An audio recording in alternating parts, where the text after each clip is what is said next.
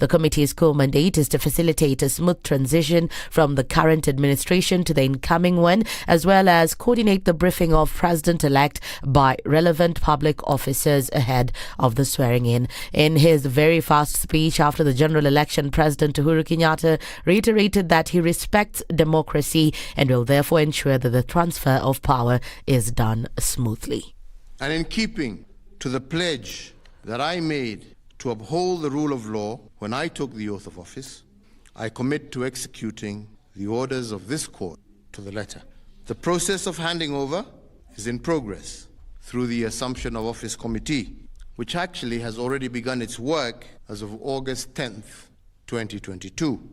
And indeed, it is my intention to oversee a smooth transition to the next administration, and all the necessary orders to facilitate this process have already been issued. And because democracy is a work in progress, I urge the country to respect the institutions that midwife our new leaders. Members of the committee include Interior CS Fred Matiang'i and his PS Karanja Kibicho, IG Hilary Mtiambai, and the Chief of Kenya Defence Forces, General Robert Kibochi. Others are the NIS Director Philip Kameru, Judiciary's Chief Registrar and Amadi, State House Comptroller Kinuthi Mbugwa, AG Kihara Kariuki, Solicitor General Ken Ogeto, and Principal Secretaries Jerome Ochieng, Julius Muya, Macharia Kamau, Julius Career, and Joe Okudo. On August 20th, Ruto appointed UDA Secretary General Veronica Maina, outgoing Speaker of the National Assembly Justin Muturi, and Uasin Gishu Woman Representative Gladys Boschele to represent him in the committee. After President Uhuru hands over power to President-elect William Ruto, he'll officially retire in accordance with the law. Legally, the retired president is given a retirement payment that includes healthcare insurance, his turf, and security services, something Ruto assured Uhuru of during his fast speech after the Supreme Court upheld his victory. We will respect our President, Uhuru Kenyatta, in his retirement. We will give him the respect and dignity a former head of state deserves. We are honorable people. We are not petty and we are not jealous. IBC Chairman Ofula Chebukati has said the Supreme Court ruling upholding President-elect William Ruto's win is testimony they conducted the election in accordance with the law. Chebukati said the verdict vindicated the Commission from allegations levelled against it by some leaders who opposed Ruto's election. The Supreme Court judgment today is a testimony that the Commission conducted a free, fair, transparent and credible general election that met the democratic aspirations of the people of Kenya. The Independent Electoral and Boundaries Commission is finally vindicated. We look forward to the full judgment of the Supreme Court as well as feedback from our stakeholders during the post-election evaluation exercises, which will inform areas of improvement in the electoral process. The Commission wishes to thank immensely its legal team in not only defending it, but also ensuring that the sovereign will of the people of Kenya is protected. On the four commissioners who distanced themselves from the presidential results, Chebukati told them that they are free to decide on whether they'll continue working with the commission or resign. It's up to them and their conscience what they want to do going forward. But as a commission, we follow the law and we have not chased away anyone. And internationally, Liz Truss has promised to deal with surging energy costs and to cut taxes after she won the Tory leadership contest to become the next PM. Part of her plan, set to be announced on Thursday, could allow energy suppliers to take out government-backed loans in order to subsidize bills. I will deliver a bold plan to cut taxes and grow our economy. I will deliver on the energy crisis, dealing with people's energy bills, but also dealing with the long-term issues we have on energy supply. And I will deliver on the National Health Service. But we all will deliver for our country. And I will make sure that we use all the fantastic talents of the Conservative Party. That's the Newswire. I'm Leah Obaga.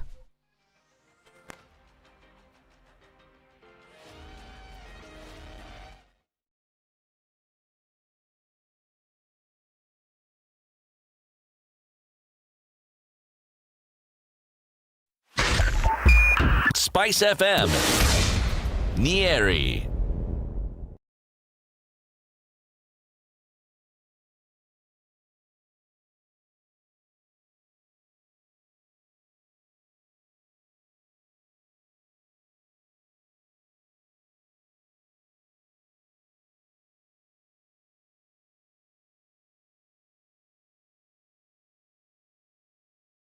The following takes place between 6 a.m. and 10 a.m. SpiceFM. It's getting hot in here. Oh, everybody steals. It's better a thief who brings something small back. And I say to myself, there's no better thief. A thief is a thief, period. All those bribes, how much they're getting per year, how much inconvenience they're causing. As much as you call it a small case, it's worth it to be convicted. The truth is, we are a tribal nation. Because if we were not tribal, and I want to go back to this, you cannot continue walking around with a mug which is clean outside and it's rotten inside. We have become a fuliza country. We have mortgaged our country because of Good that. morning this Tuesday. What does it look like on these streets? Not too bad, actually. We're looking at a little build-up of traffic on Mombasa Road, but that's all right. As you're getting towards North Airport Road, you should be out with no trouble whatsoever. Mombasa Road hasn't really had so much traffic in the last few months, so this is a good thing. We're not seeing anything really buzzing coming into the CBD from the Thika Superhighway. It also looks pretty good on Kiambu Road, and coming out of Westlands as well, doesn't look too bad. We're likely to see some movement pick up around half the hour or beyond towards 7 o'clock. So we're going to keep an eye on things and see how it pans out. Talk to us on SpiceFM KE on Twitter. Let's keep things moving this Tuesday. SpiceFM. Spice up your life.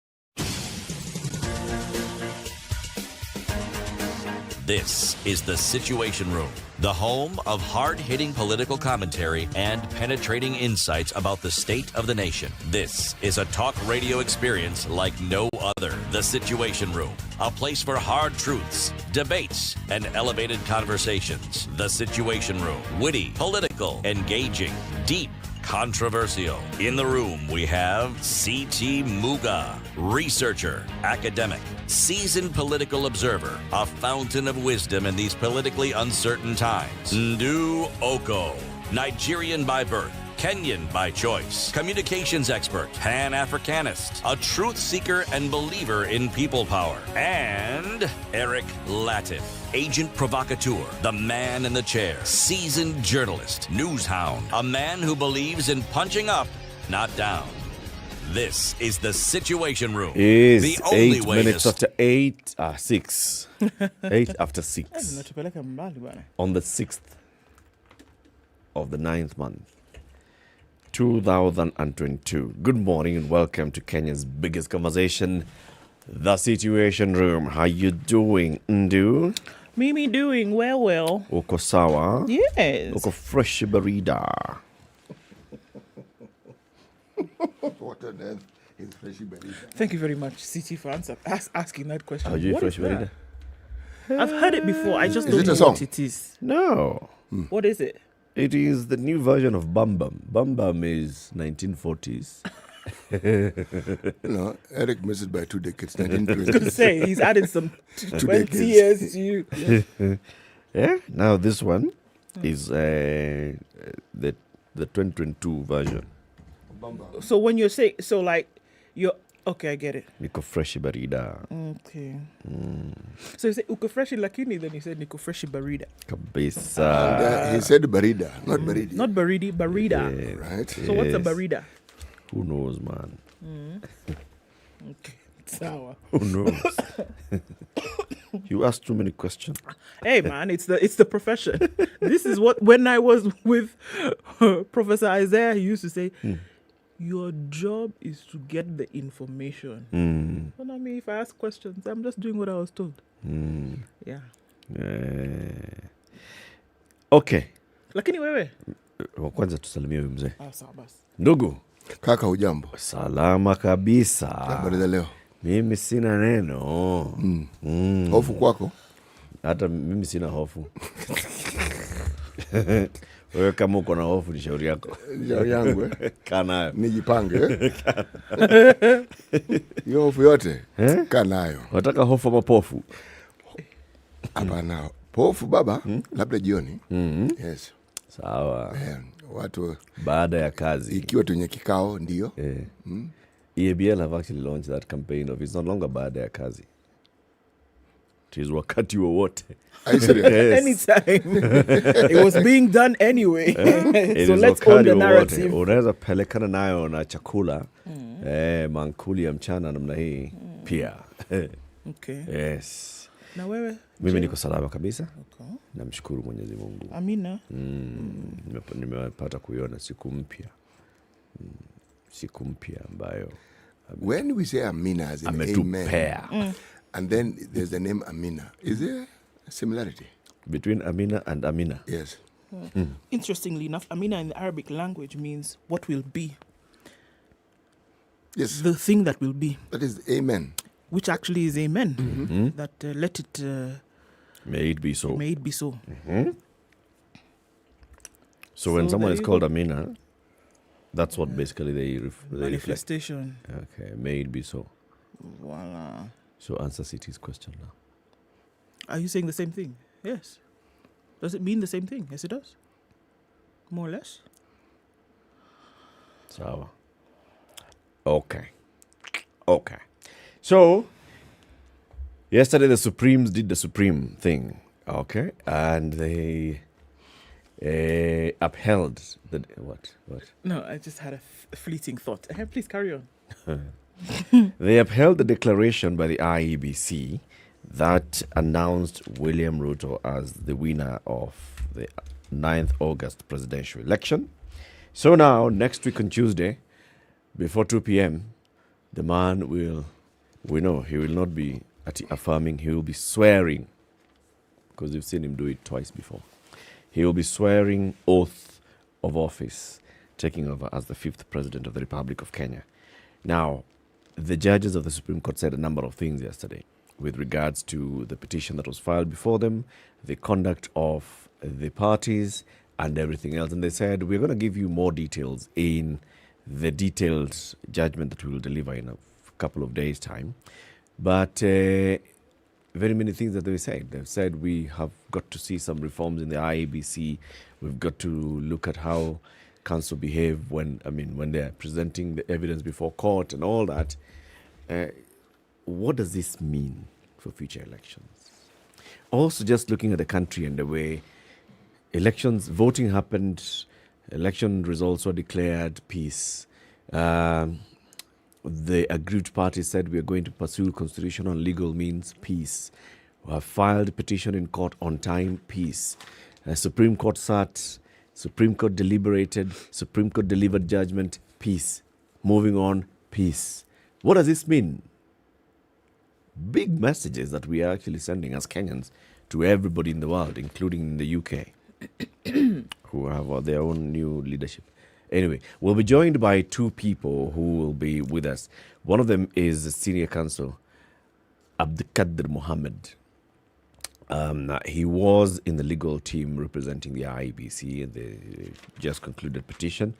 And he'll be joined by Kamodo Ganjo from 7 a.m. We'll be looking at what the judges were saying. We'll be looking at our election reforms, our election process, and what we expect to see going forward. Keep it here for that and more conversations. COVID Manenos. We're looking at global numbers of 610 million. Stand steady at that number, at least for now.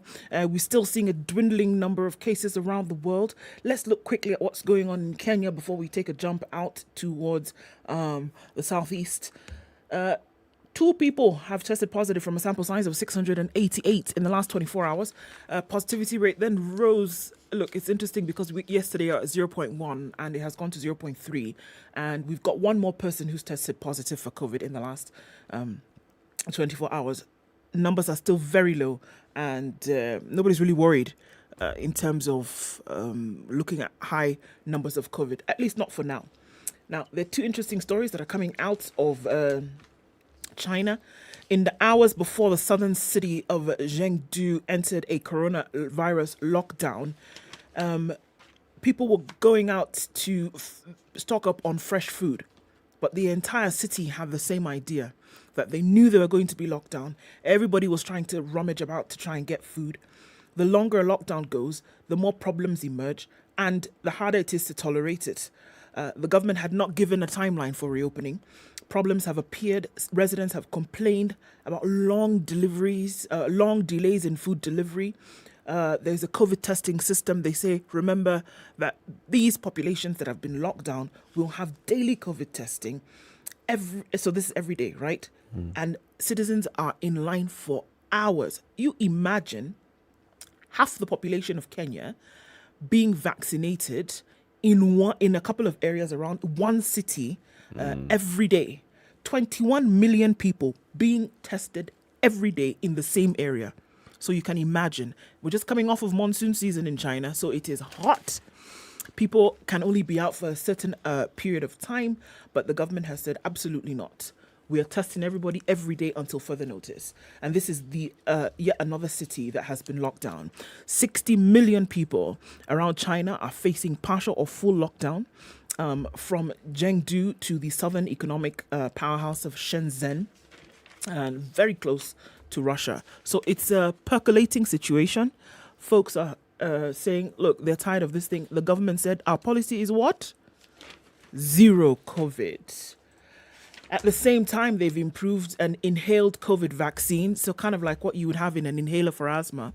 And it's made by the company CanSino, and it has similar ingredients to the injected vaccine. Wow. And so you're using a harmless adenovirus as a carrier, and it teaches the body how to fight COVID. They're the first ones to have done this. They've been investigating, or rather researching on this with the UK and the US, but they're the first ones to have rolled it out. And there you go. So inhale once, or I wonder how it's done. Okay, so what happens is that you inhale over a period of 7 days. So once a day for 7 days until the little thing is finished, because it'll take you about 7 sprays. And they're saying that we're looking at a virus that obviously goes through the passageways. So it's teaching the body with that one spray through the nasal airway to be able to deal with the virus should it come. So now it's saying you can carry it around and protect yourself from getting COVID, and they've rolled it out, the first to do so on the globe. Wow. Okay. We are live streaming the show. We are already live on YouTube and Facebook. If you're online, please let us know where you are tuned in from. And if you're in China, also just get in touch with us. Tell us whether you've seen this inhalable COVID vaccine. An interesting one. Also, Showmax has all this content plus County 49. Remember, you can watch County 49 on Showmax. It's about this interesting county called Bwatela and some interesting characters. It's about county government and the people feeling that the government is not delivering for them, and people taking matters into their own hands and demanding better and justice for the people themselves. Very interesting and very dramatic. There's shooting, there's bleeding, there's crying, and all those things. Are they car chases? Oh, yes. 19 minutes after 6. This is the Situation Room, the only way to start your day.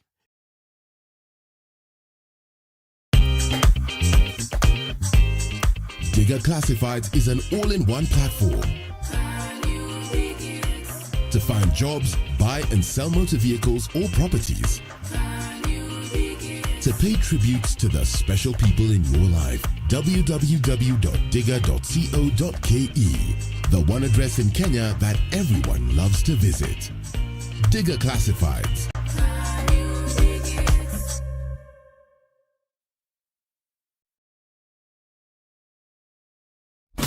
Classic soul, R&B, smooth jazz, neo soul, and nostalgic ballads. Mostly clear conditions in You're Nairobi listening. this morning, currently at 15. It'll go to highs of 24.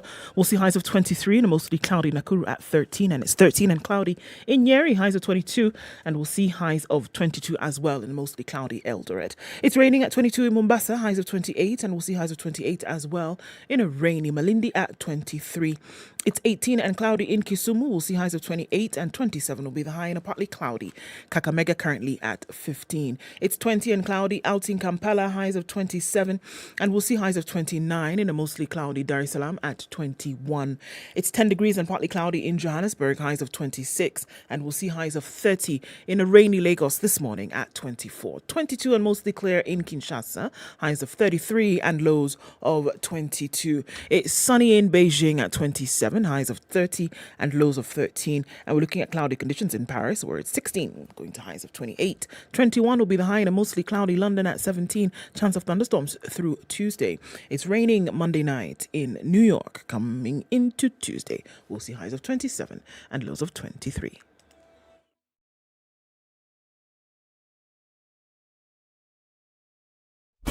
Classic soul, R&B, smooth jazz, neo soul, and nostalgic ballads. Make some noise. Yeah. You're listening to Spice FM. Mature, intelligent talk every morning. Spice up yourself.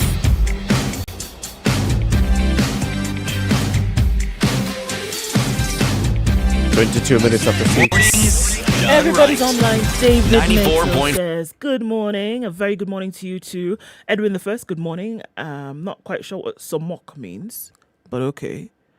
Should I just say that whispering? That's what Osama Jr. says. Bets Sonke. Somok, I guess that's good morning. Mm-hmm. Let's just go with it, okay? Good morning, up and in the room already, Twendekazi. Yes, all right. Listening in from Kisumu. I thought the baby was to be cut in two. Well, I guess it wasn't, is what we're looking at now. Alan, we see you. Good morning. Maloe from Magarini says good morning and says not yet Uhuru. Why? Dennis Kiroi says good morning. Tune in to the biggest conversation ever. Tuning from Sigouet. We see you. Mugi Phyllis. Good morning. Peter Chunga says, good morning. Yes, new political order and accompanying lingo, bottom-up and hustle economics shall be our references in budget documents going forward. Oh, right. Another massive fraud from the Supreme Court. That's what Amimo Vin says. Ooh-wee. Chess Barkasao says, good morning, tuning from Baringo, and Daktari is also tuned in this morning. Macha well tuned. Edison Kingston, good morning. Tuning from Gigiri is where Martin is, and Ruai Utawala is where Newton is listening from this morning. And tuning from Gong Racecourse, Chris is there. All right. Stanley is tuned in from the ghost town of Naivasha. Why is it a ghost town this morning? Don't understand. Eldoret is where Declark Kipkemboy is. Good morning from Eagle River, Alaska.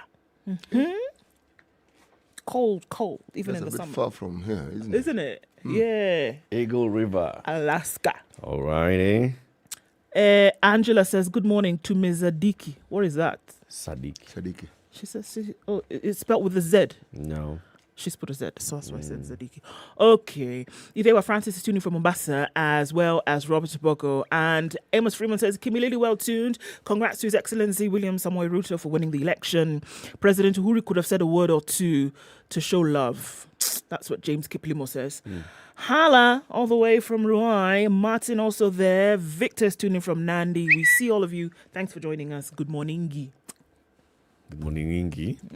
All right, welcome everybody. City? Yes, we're still in southern Sudan. Don't cough in a hiding place.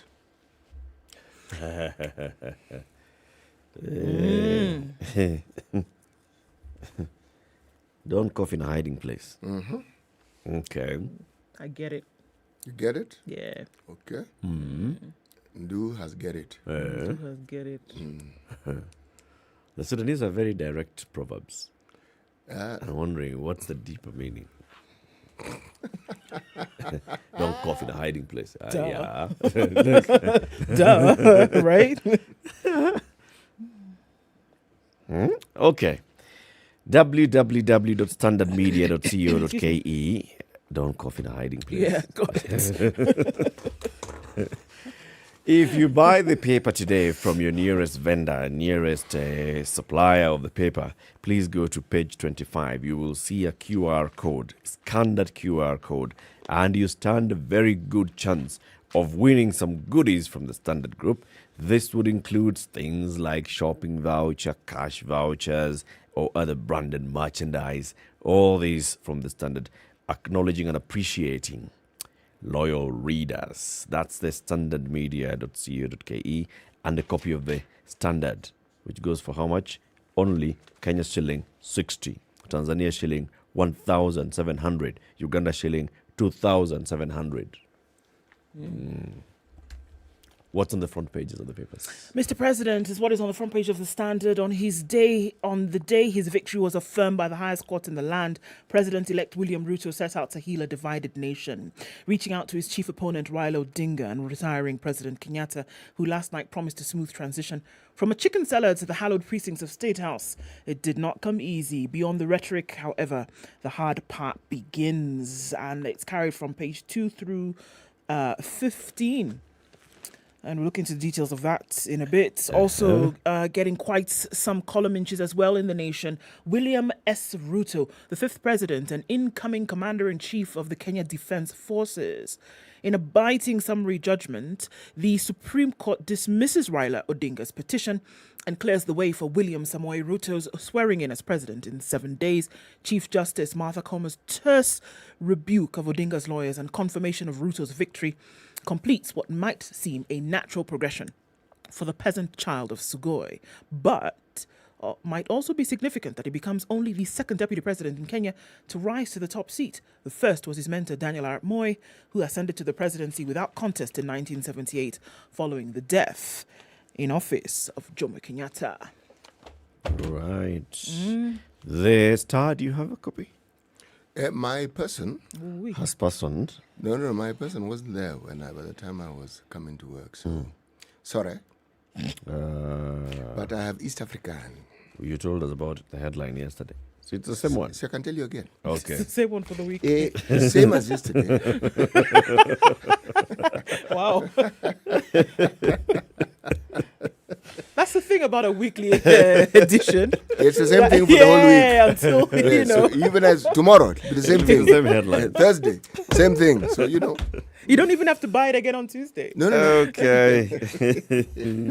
Hiya. So. Okay, so let me give you some of those details, right? Tell us. In some of he gave a very long speech yesterday in Karen. He says, I salute the judges of the Supreme Court who have performed their duty with utmost fidelity to the Constitution. They listened to all parties, considered all issues, applied the law, and demonstrated their learning, impartiality, and patriotism.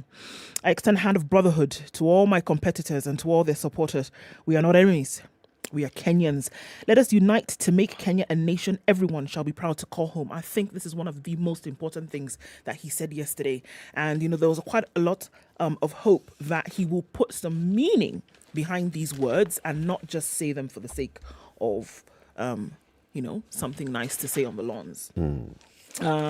So he is saying now, Ruto's march from Kanu stalwart to the commander-in-chief, that's a story carried on page 8. In 2002, at the time entitled The East African Standard, the Standard profiled now President-elect William Ruto, describing him as a conservative in a then quickly evolving political environment. After initially agreeing to grant an interview, Ruto delayed it for 3 days and on a Sunday afternoon called the reporter to inform them that he was outside the townhouse newsroom ready for the interview. Driving a black Mercedes with a no number plate, which perhaps had just been imported, he quickly drove to Harambee House. President Daniel Arap Moi was exiting from power, and Ruto was among those who had mellowed their way into his confidence. Along Moi's confidants were President Uhuru Kenyatta, who was supposed to take charge of the team that included other background operatives, including Ruto. to his advantage as a senior Kanu leader from the Rift Valley. He took control of almost all the region MPs elected on the Kanu ticket. With a boisterous government side led by Raila Odinga in Parliament, the Kanu-led opposition became literally suffocated as it fought to remain relevant. But as he swam in choppy waters, the fight for a review of the constitution, which had been delayed by the previous Kanu government, was revived at a time when Raila was also grumbling over an MOU with President Mwai Kibaki's government. An opportunity arose that Ruto grasped, putting building blocks from which yesterday he was declared the president-elect of Kenya to succeed his former party chairman, Uhuru Kenyatta. They both joined Raila in his orange side to successfully campaign for the rejection of the constitutional referendum in 2005, but later parted ways, with Uhuru joining KANU in support of Kibaki's re-election in 2007. So it gives a history and a history of where he's come from up until this time and the different operatives that played out in the things that he did. And it's given dates of William Ruto's journey from 1992 when he was a minister to Kanu. It skips over 97 when he was elected at Eldoret North MP. 98 to 2002 he was an assistant minister. 2005 elected Kanu Secretary General. 2006 announced his presidential bid ahead of the 2007 election. He ditched Kanu and joined Raila, Minister for Agriculture, in 2008 to 2010, all the way until September 5th, 2022, when the Supreme Court upheld his win as president-elect. And the focus now shifts to the transition team that will swear him in on the 13th of September. All righty. Okay. He is the fifth president, the third president in this country who is a former deputy president or vice president. And at least even Uhuru Kenyatta was a deputy prime minister before he became a president. Okay. A line of things and accomplishments. Congratulations to him. Let's take a quick break, 28 minutes to 7. This is the Situation Room. Time for us to take a look at the traffic, and then we look at other newspaper headlines.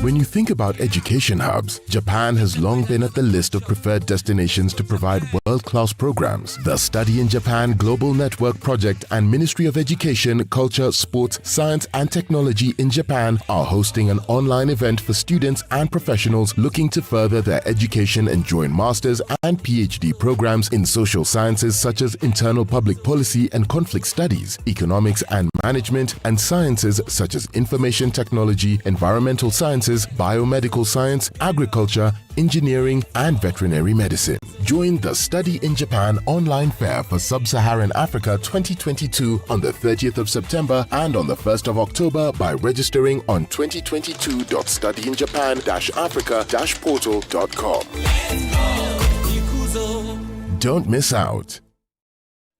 All right, 6:30, and let's look at what's going on the roads. Not much except for what's going on Jogo Road. That's pretty busy, and we'll see some action into the CBD. It still looks pretty good on the Thika Superhighway. Just a little bit here and there around Pangani as you're getting out towards Muranga Road.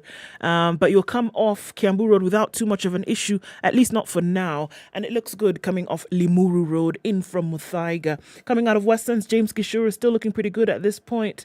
If you get to Waiaki Way, you'll be all right getting into the city as well. Should anything hiccup for you, you might want to use the Red Hill Link Road. It'll take you into the city quicker and without too much of an issue. How about we circle back at about 7 o'clock and see what it looks like? Talk to us on SpiceFM KE on Twitter.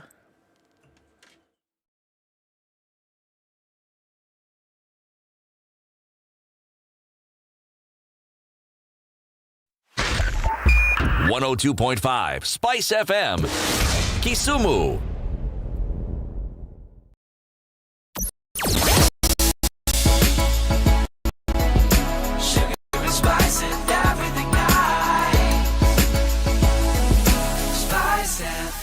Mature, spice intelligent talk every morning.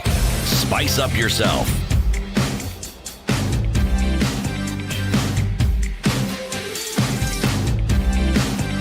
Mornings done right.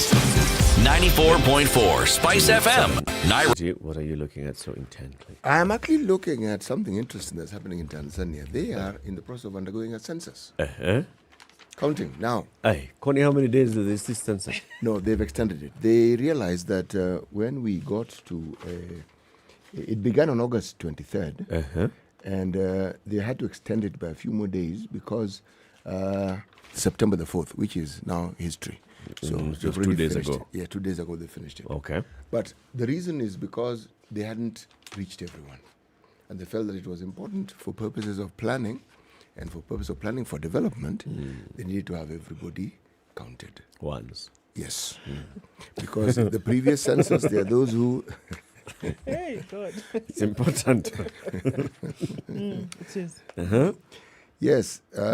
In the previous census, there are many people who said they had not been counted. But this time around, they are determined that they must count everyone. Yes. Yes. Now, I thought I would just mention, because with the census comes many other changes. What are the challenges that they experienced that they had to extend? Was it logistical? Did they have few people? Did they no, it's their Kim's kits not working? What? Wow. No, it's just logistics. It's a vast country. And getting people on the day that you actually want to get them. So that was the problem. Yeah. So what was the issue? Did the boundaries extend from the date they started? I mean, they must have known this is the size of our country. This is how our people operate. Yes. That's why a census usually is conducted at night, so you catch as many people as possible, and then during the day, those ones who are not caught. I think you're referring to a Kenyan situation here.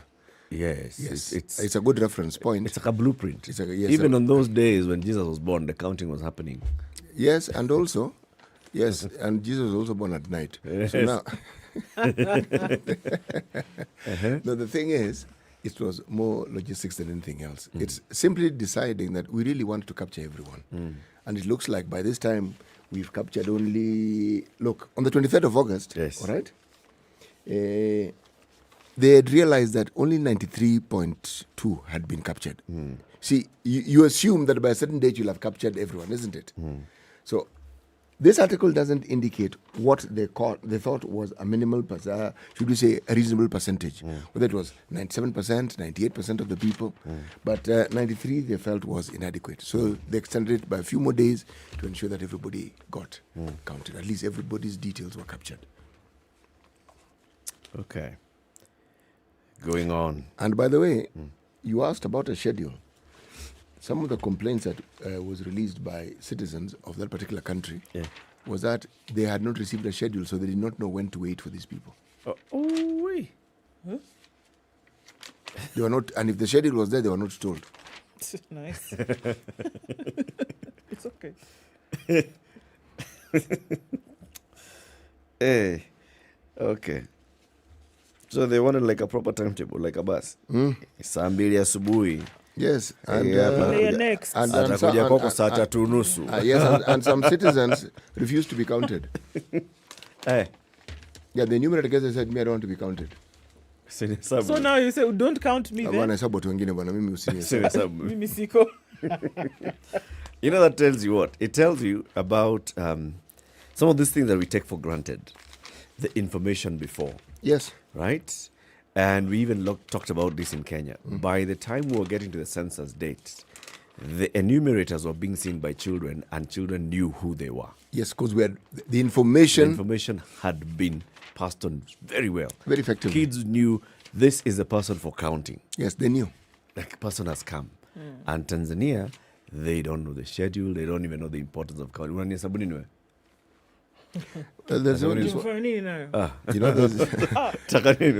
actually, there's an interesting story here of a gentleman called Zarius Paulinus Mapunda. Sorry? Let me repeat his name. Paulinus. It's a man. Paulinus, not Zarius. That's his first name. Zarius Paulinus Mapunda. Okay, sorry. Don't get funny with the names. I'm just reading the names and just take in the name. I'm just smiling at you, Siti. All right. He refused to be counted because he considered that his name had been deleted, so the government had assumed he was dead. How do you just assume his name something was deleted like that? From what? Okay, why don't you let me read this thing for you? Because the two of you think I'm making this thing up. for your personal amusement in the morning. It is not. Okay. Zarias Paulinus Mapunda, a Songea resident who refused to be counted, saying the government should consider him deceased because the details he submitted to the Tanzania Social Action Fund, TSAF, a program for low-income households, had been erased. They removed my name from the program assuming I was dead.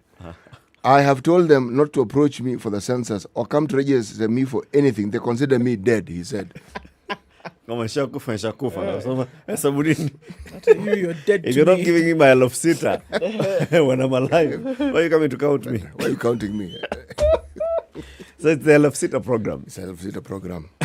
And he went one day and he found his name is not there. Asking him, where am I? So now they're coming to count him. And also, there are those who complained, but they are talking about residents of various parts of Tanzania, saying that some of these enumerators did not know what to ask. Now, how that arose, I don't know. What do you mean? Said, ile maswali bwana muuliza yule sio zile ananiuliza mimi.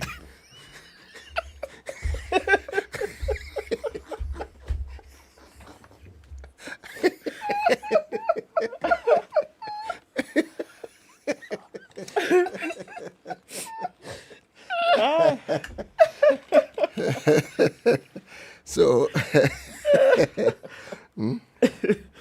Telling you. Aye, that is just, those ones that you don't even need to take it to the Supreme Court. Let me just read this so that you understand. He asked me if I owned a TV, a bed, a smartphone while sitting in my one-room apartment where you could see everything I have. that does not say that. I'm reading it.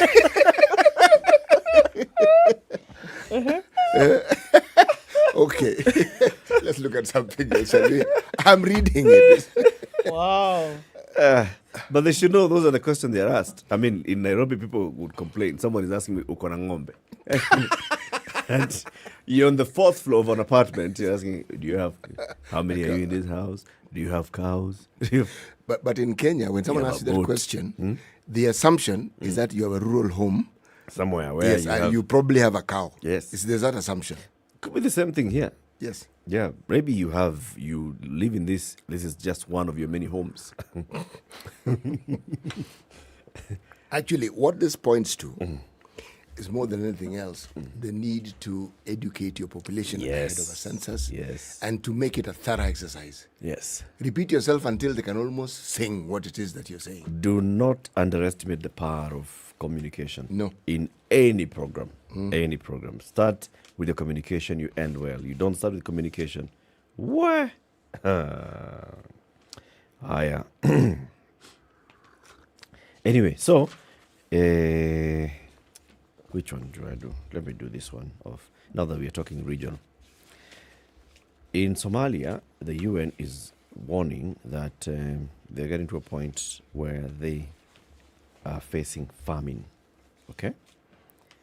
Not drought, famine. A formal famine declaration is rare and a warning that too little help has come too late. At least 1 million people in Somalia have been displaced by the worst drought in decades, driven by climate change that also affects the wider Horn of Africa region, including Kenya and Ethiopia. So what is famine? Famine is the extreme lack of food and a significant death rate from outright starvation or malnutrition, combined with diseases like cholera. That is what forms the definition for famine. Extreme lack of food, a significant death rate from outright starvation or malnutrition. A declaration of famine means that data shows more than a fifth of households have extreme food gaps, more than 30% of children are acutely malnourished, and over 2 people out of 100,000 are dying every day.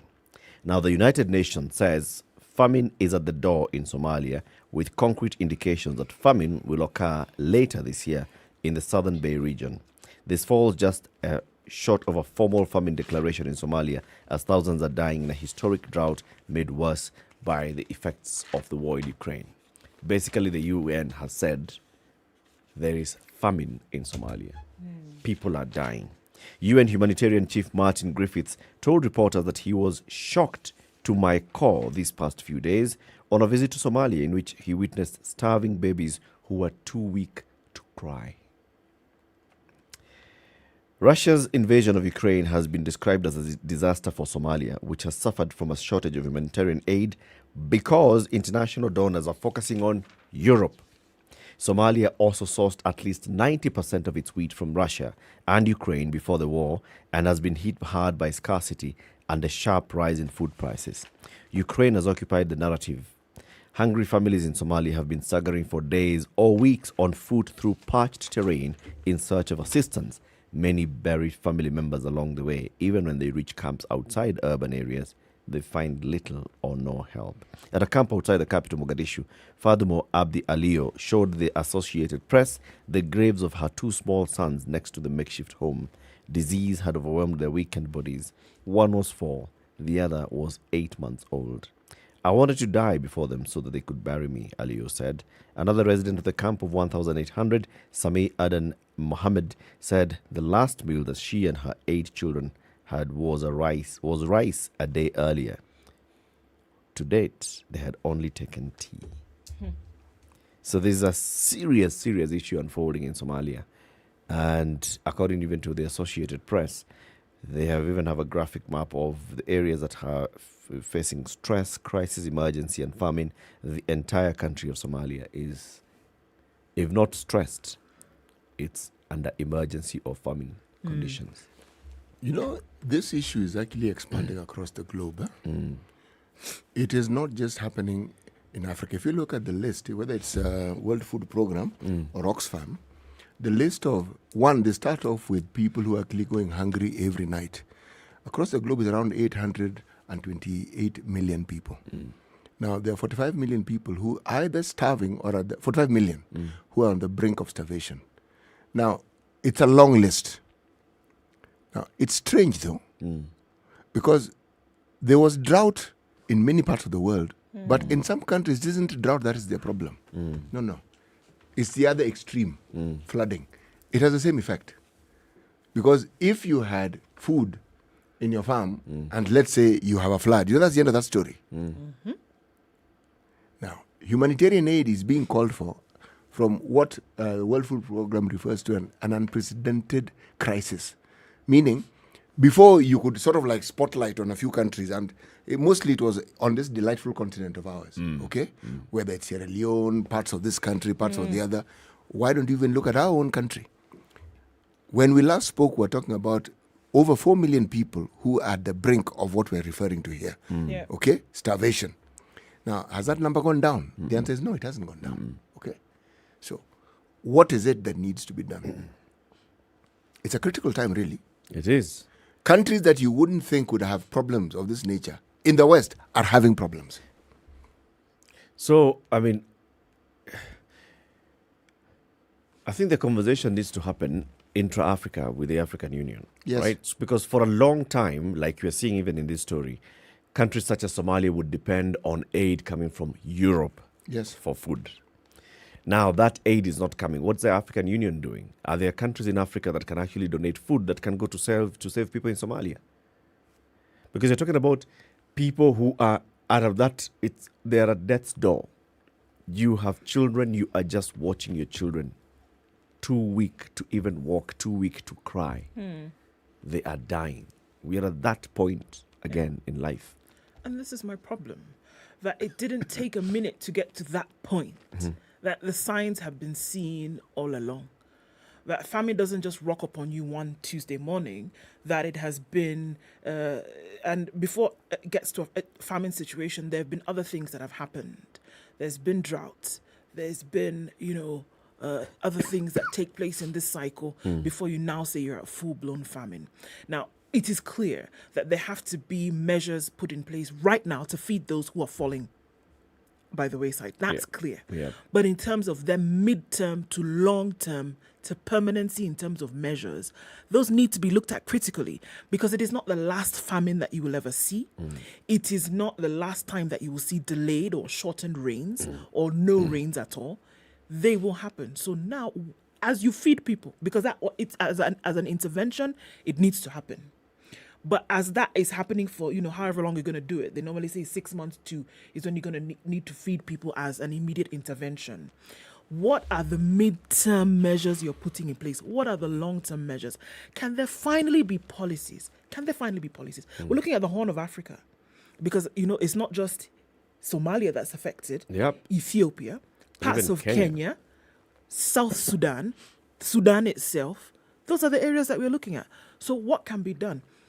You have organizations like IGAD. You have organizations like the AU. You have organizations who have supposedly a drought plan. What is happening here? It's about time that you had a policy then that was activated and implemented. It cannot be the sob story. Yep. It can't be. Yep. Anyway, tell us what else in the papers. There's a lady called Liz. Yeah. Mm-hmm. And she's set to become the new UK Conservative Prime Minister.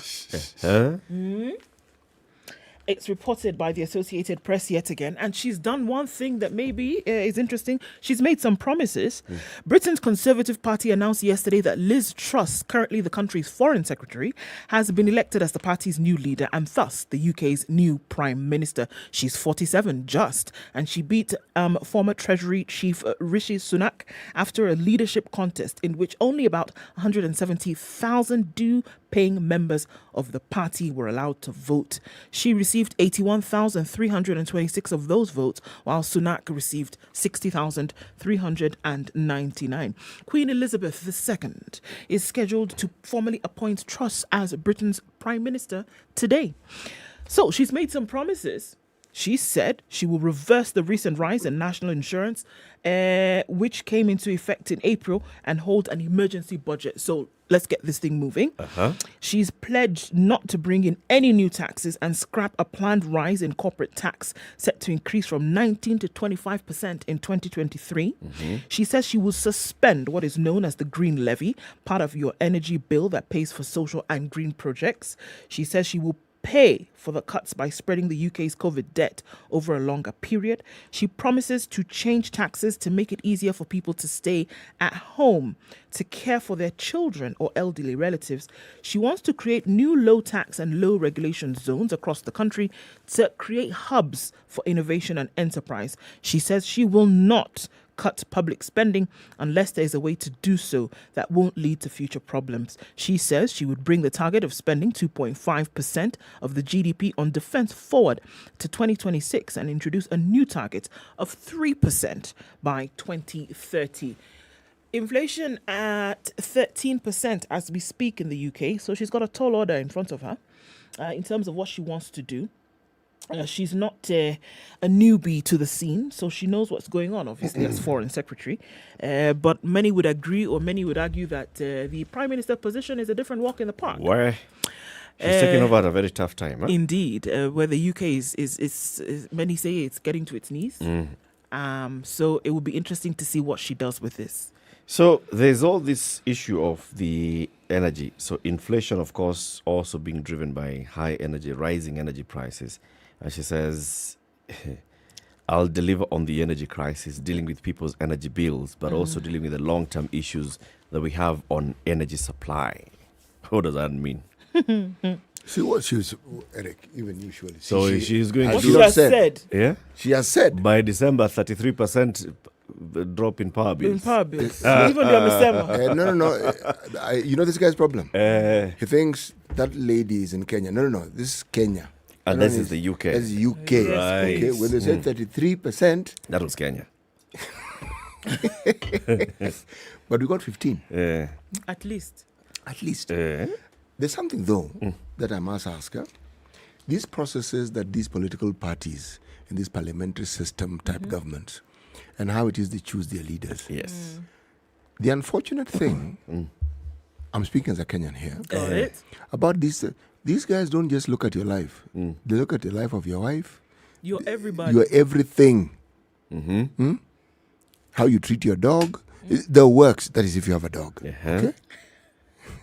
And if you don't have one, then why? Why don't you have a dog? And if you have a particular breed, then why that breed and not the other breed? And if you smoke marijuana in college, and if you didn't smoke marijuana in college, why didn't you? When everybody else was smoking marijuana. Yeah, what's wrong with you?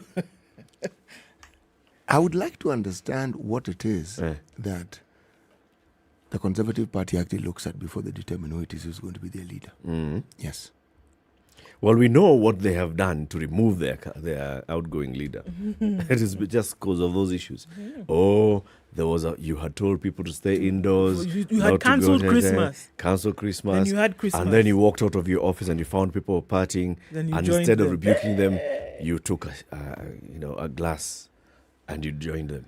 And that is. And you also didn't know it was actually a party. And you also, And it was at your place. It was at your place. But you also didn't know it was at your place. You didn't know it was, Yeah, but then, again, historically, what is it about a leader's background that you're going to look at and dismiss and say, this one is inconsequential?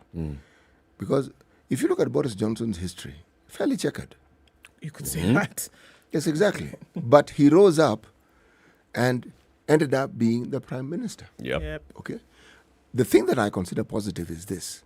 You look at the time that you're in and you ask yourself, who do we think is best poised to lead us? And you decide this is the person who's going to lead us. But look at the times he has led his party and what they've gone through and where they are right now, and whether the decision that the party made then for the country and the position that they took vis-a-vis the EU, what it is that has brought the country to.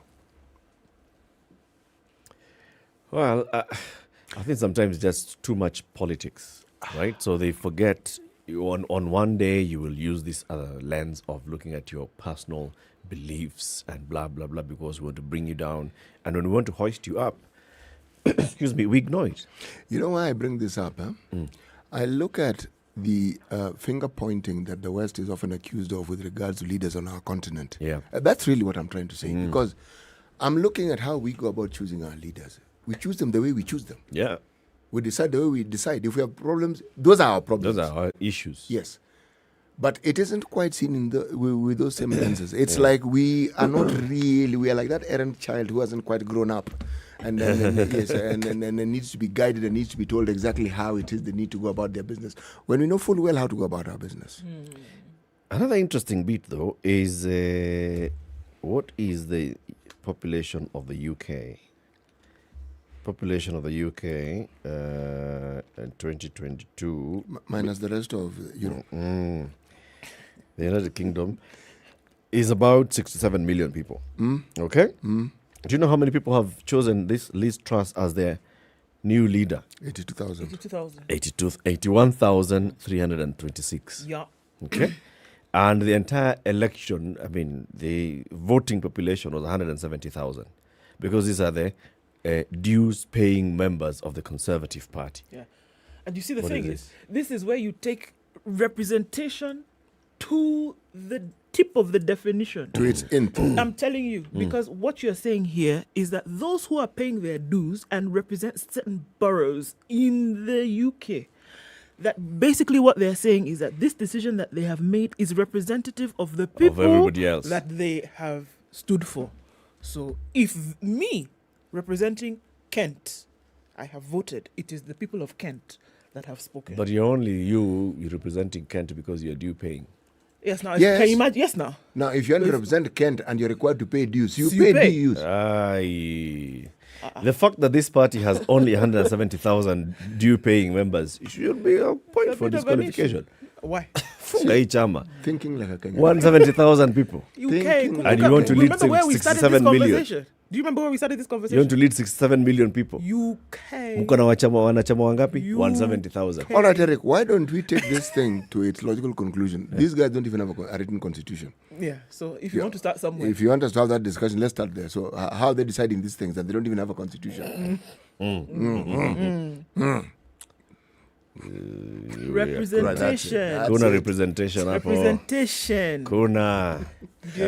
It's a club. Liz Truss ndio huyo amesimama. It's a club of a few people that decide we are going to run this country. Is this not the issue that came up with what we now know as the Boston Tea Party? Indeed. No representation or no taxation, without representation. Yes. You tax us, yes, but we must have a say. In this case, due paying. You see, us, 14 million had a say. 22 million actually had a say. Imagine. But 14 million are the ones who decided to have yes, exactly. To exercise their say this time. So, simply put, when you're taxed, can it's talk. correct because you're taxed, you can talk. So when Liz Truss comes and says, I'm going to cut taxes, I'm going to raise taxes, who told you? 81,000 people. Yes. Who represent the other... And by the way, that's the Conservative Party. What about Imagine, the other party? now these are the people on the other side of the ruler. Hey. Anyway, keep it here for more conversations. In the next 2 hours, we talk about the Supreme Verdict. Good morning, 7 a.m.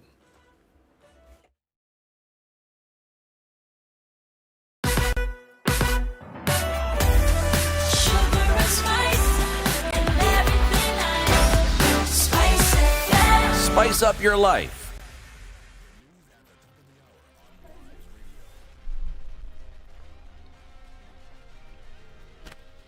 Good morning, this is the Newswire. I'm Leah Ubaga.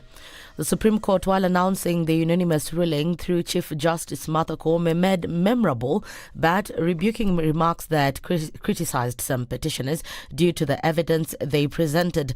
Just as statements like Piki Piki Ponki, the wise King Solomon and the plumber made headlines during the Supreme Court hearing, part of the evidence was said to be fake, and these are some of the strong statements that made some headlines yesterday. A review of some of the logs presented as evidence of staging or outright forgeries. This also turned out to be no more than hot air, and we were taken on a wild goose chase that yielded nothing of probative value on the part of counsel who are officers of the court. Though it is elementary learning, it bears repeating that affidavits filed in court must deal only with facts which an opponent can prove of his own knowledge, and as a general rule, counsel are not permitted to swear affidavits on behalf of their clients in contentious matters like the one before us. Are we to nullify an election on the basis of a last-minute boardroom rapture, the details of which remain scanty and contradictory? This even happened while Raila Odinga's lawyers, led by James Orengo, expressed dissatisfaction with the decision made. According to Orengo, despite accepting the ruling, it failed to meet the expectations of the lawyers, especially when compared to the evidence they presented in court. I want to say without a fear of contradiction that we do not agree with the decision of the Supreme Court. Like Al Gore, I will say we accept the decision, but we do not agree with it.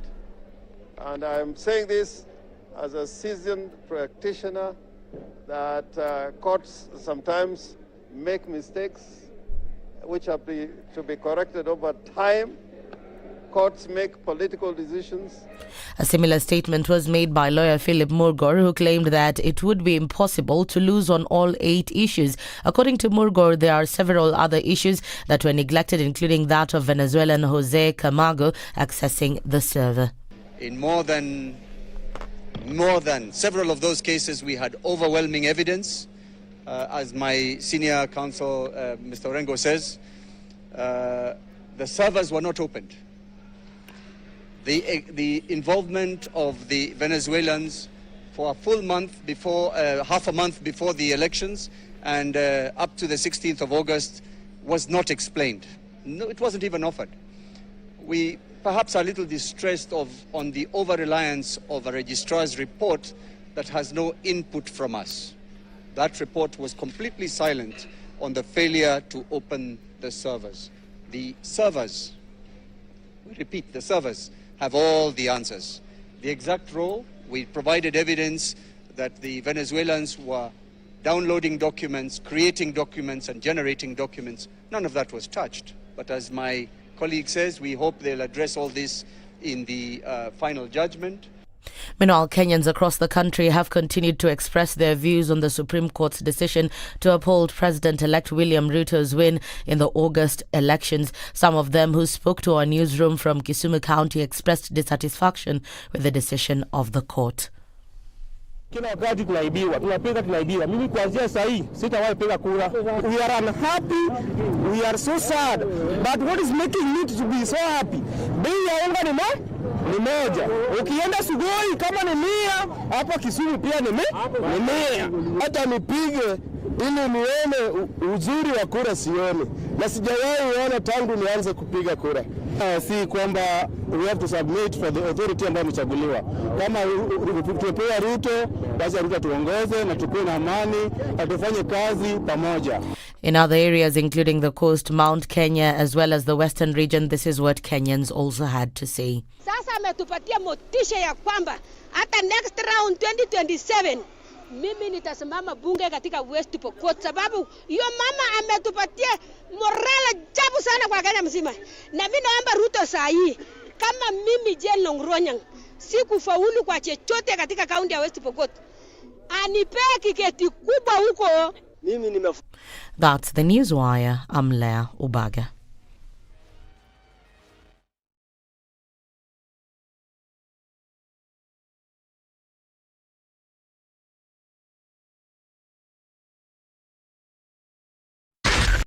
Spice FM, Nakuru. All right, coming at towards 7 o'clock, and we're looking at some traffic building up on Jogo Road. It's going to take us to that roundabout at City Stadium, quite some there. It's also building up on Langata Road, and we're seeing some action on Gong Road as well. All right, like a flash, traffic has already started to build up on the Thika Superhighway, where there was nothing an hour ago. It's now bumper to bumper into the city, and we're looking at Kiambu Road, which is quite packed as well. All right, we'll see some traffic on Limuru Road, which is where it's building up now. Ring Road Westlands then also looks pretty messy as you're coming out of that side of the city. James Gishuru crossing over Waiyaki out towards Kuna Road. Probably you want to use the Red Hill Link Road to get away the traffic that has already started to build up. All right, traffic hour looks like it's going to start early this morning. Let's see where you are. Talk to us on SpiceFM KE on Twitter. We want to keep things moving this morning.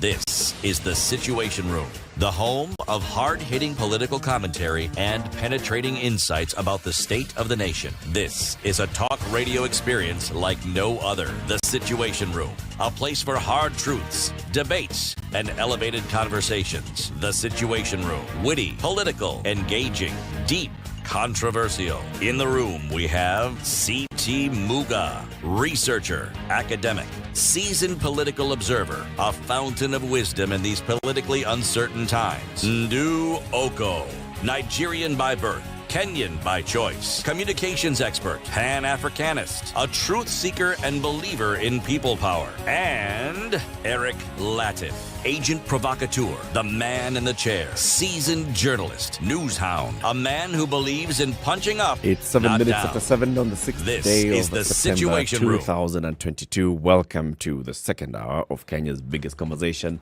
the Situation Room. For the next 2 hours, we're going to be talking about what happened at the Supreme Court, what happened with the conduct of the election. We'll look at it from 2017, coming up to 2022, and then looking forward into 2032, what we expect to see. We have two eminent guests in the studio. Before we introduce them and welcome them, let them hear the day's proverb from South Sudan. Yes, it's a simple and straightforward proverb. Don't cough in a hiding place.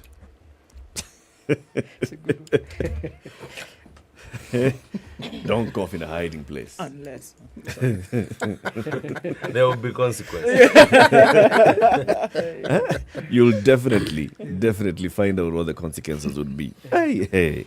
Our guest in the studio this morning, Abdulkadir Mohammed, Senior Counsel, who in this particular petition was among the lawyers representing the Independent Electoral and Boundaries Commission. And Kamodo Waiganjo, who's an advocate and a two-term member of the First Spouses. It's called what?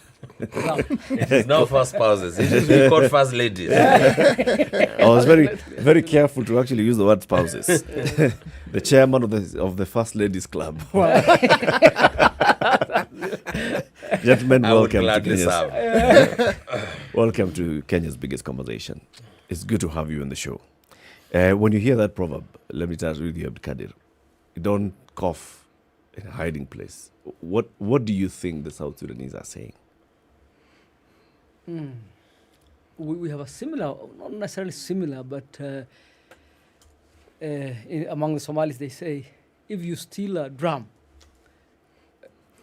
where are you going to beat it?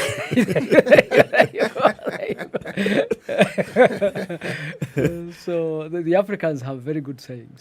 Yes. Yeah, be careful. I mean, choose what you steal. There you go. Make sure that you're stealing something that you can use.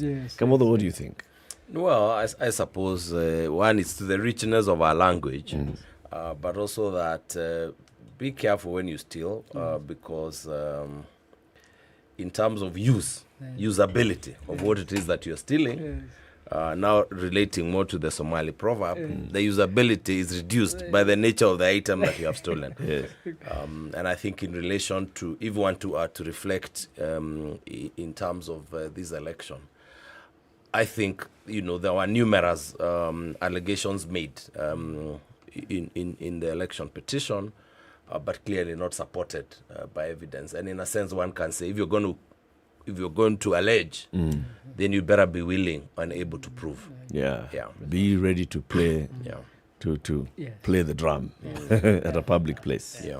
We were waiting for the judges to come out. Though it wasn't clear, was it going to be a unanimous decision? Was it going to be, a decision by majority? Were they going to send us back into an election by nullifying this? Were they going to uphold it? And then they came out and they said, this is unanimous and this is the verdict of the court.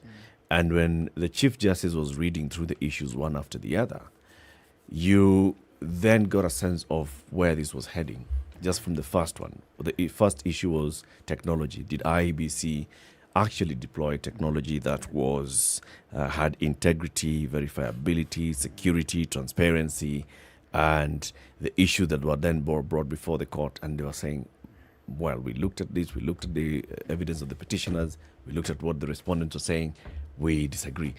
All along, among the things that I'll speak for myself, the things that stood out for me were the judges questioning what was being presented before them as evidence.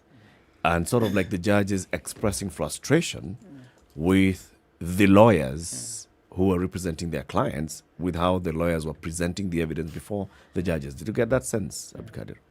Yes, thank you. Cases are stories. When you present a case, you're presenting a story of how things happen. And you have to have a credible story backed by evidence. So it was not credible what the petitioners presented. It was not, in fact, true, and they were unable to prove. So I think that's the frustrations the judges were stating. Look, you are telling us all these very weird things. So that's the second is you have to understand your case. What is the case about? It's about elections, technology, all these other things are processes that help with the election. So ultimately, the core of the case is the substance is an election. And elections are well known in this country and many other places. And they happen right at the polling center. And the polling stations are not, it's not a benign environment. They're a very contested, active environment. The public is there. The voters are there. You can see what happens. It's not something you can say strange stories about, however interesting they sound. So I think the key is the lawyers say he who alleges proofs. When you allege X, you should, as Counsel Wakili said, Kamoto said, you must be able to prove. It's not just about laying out outlandish claims. You have to have the substance to prove your case. So I think that's a frustration there. The other is this is a very serious matter. When you are the Supreme Court, usually it's a very serious business. When you're dealing with the elections of the president in this country, it's a matter of life and death. It's really the livelihoods of the 50 million people. If the court had said go back for a rerun, for the next 2 months, the economy would really be in trouble. We would all be worried about what's going to happen, and some people would lose life. We almost always in any election lose life. So really, you have to take it that seriously. It's really a very weighty matter. So when you come and say all these issues happened, you should really have some basis for saying those. Yes.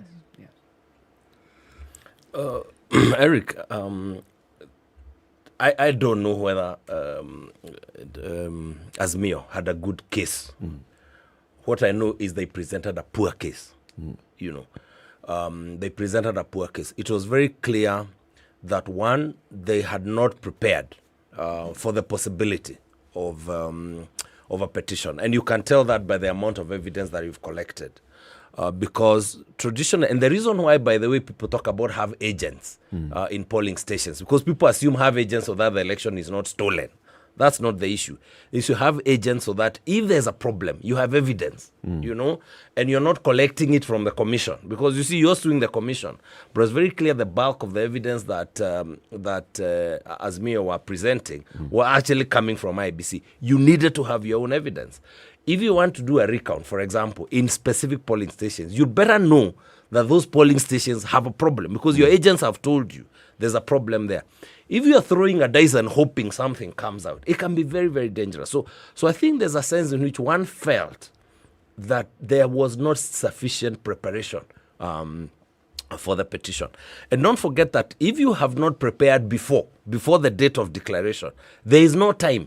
There's actually no time. Those few days there to put papers together, to get your lawyers in place, to agree what is the theme, you know, it can be very difficult. And that is why you find that even in terms of prayers, the prayers were convoluted. You know, on the one hand, you're asking for a declaration of your candidate as the president, as a winning candidate. But at the same time, you're saying this election was very badly managed. It was inconceivable that it could produce anything. On the same one, you're saying nobody reached 50% plus one, you know, and then you're asking for a declaration in your favor. So you sense that in terms of the nature of prayers, there had not been sufficient time to process it. Now, having said that, you then go and present a case to the court. And this is a serious court, you know. You present a court on issues that are not backed by evidence.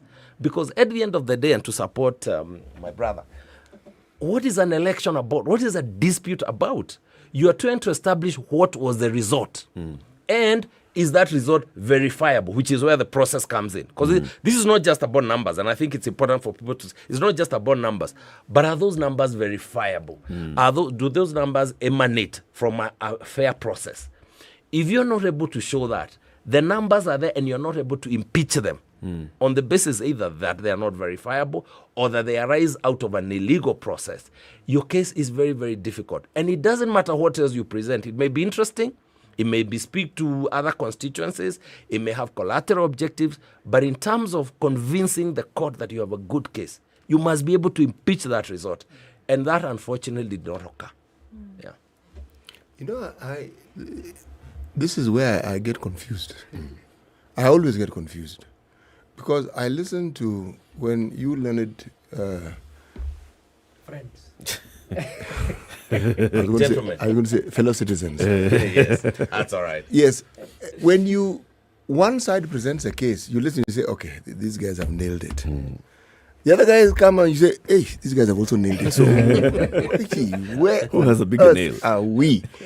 I mean, what I am confused about is there a definitive threshold for what is considered to be credible evidence? So that when I hear it, I know, okay, that one is credible, okay? As opposed to that is a story I'm being told, but is there a threshold that one can look at? Can I try? I think it, and it's possible to take each of those issues. For example, you come to the court and say, part of your evidence is that forms, somebody entered into the server and into the portal and amended and changed the forms. Yes. That is an allegation. Yes. So you must be able to come with evidence, one, showing this is at the original form, because the original form exists. Yeah. This is the form in the portal. Look at the numbers. These are the numbers in the original. Look at the numbers in that portal. In fact, if that evidence was there, when Advocate Julia Soweto, who did a great job of live transmission, she would have been saying, let's take the next 5 polling stations. Yep. These are the original forms. Let's take you to the portal. You see the changes that were made, the changes in the numbers. Then you can convince the court. But if you tell the court there were changes, and then you produce logs and produce complicated, but essence of that issue is that there was an amendment to the document. Let's take an issue like there's somebody who was entering the log 1,000 times. Mm-hmm. Then you need to be able to show, one, that thing happened first, factually, and then number two, that the effect of that act, because it's not enough to say 10,000 people hacked into the system. You need to show that the effect of that is that then it compromised the result. If you don't make that link,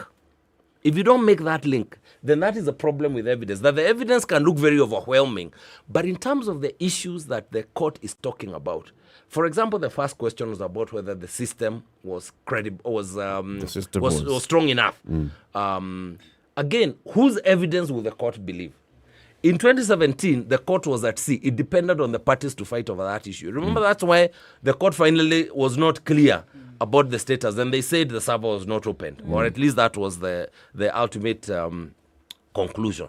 But this time, the court had its own people. And if you look, because the report is available, you'll notice the number of ICT professionals. I think there were about 10 or 11 who are there, senior ICT professionals. So the court was able to make its own independent determination.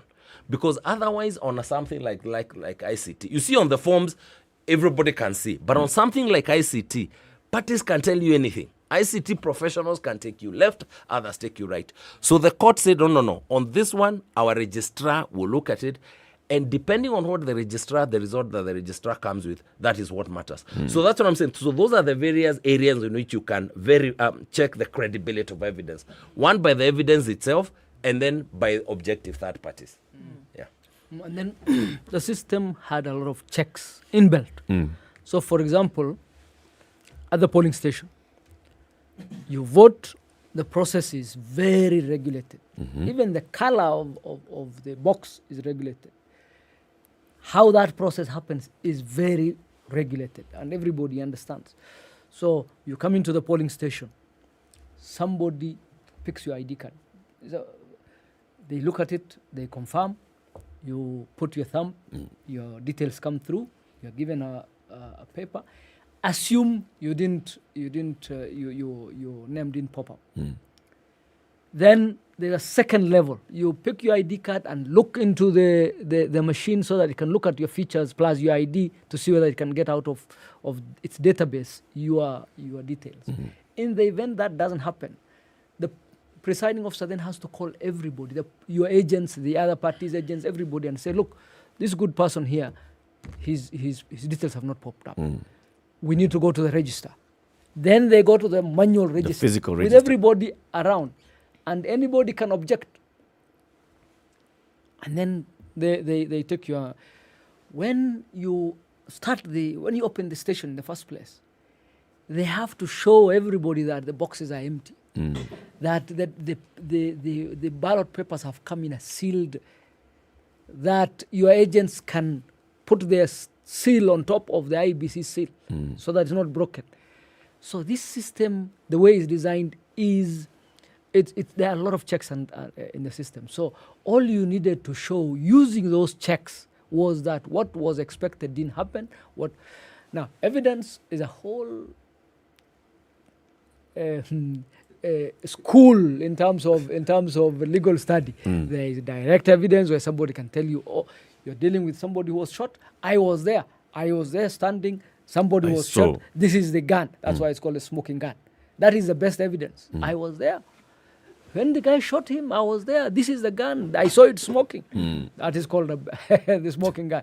It doesn't have to be direct. It could be indirect. It is that, I saw he had a problem with this fellow for the last 2 years. They were fighting over a piece of land. Yes. On the day this person died, I saw him carrying a gun that day. I don't know whether the gun was found, but I saw him carrying a gun. They were hard quarreling that morning. And it builds up. It's called circumstantial evidence. It builds up to the point where you can say. And finally, the judges are professionals. They have had and seen this many times. So from their experience, from the information you have delivered, from knowing the way the system works, one can say, yes, this has been proven. No, this has not been proven. Now, it speaks to good lawyerly work when I tell you one story and you shake your hand and say, that sounds very, very reasonable. And Kamodo comes behind me and completely, that is why it's supposed to be an adversarial system. You're not supposed to listen to one and go, aha. No, you're supposed to wait for the rebuttal to come and then make your mind after the two have been presented. Yes. Okay, if we look at 2017, as a result of the judgments that were made in 2017 after the petitions, then there was a way forward for future elections in the country. And then we saw that the manner in which these elections were carried out in 2022, by and large, were from the declarations made from that, right? And then there were some lessons to be learned for each practitioner across board to do something. Now, come 2022, because now obviously we're looking in a forward trajectory.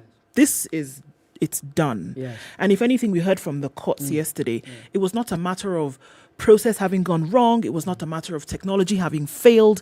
It was an issue of what you brought to us we couldn't deal with because we didn't see it. What would then be the thing then moving forward in the practice of elections that then can be taken away from this by all parties?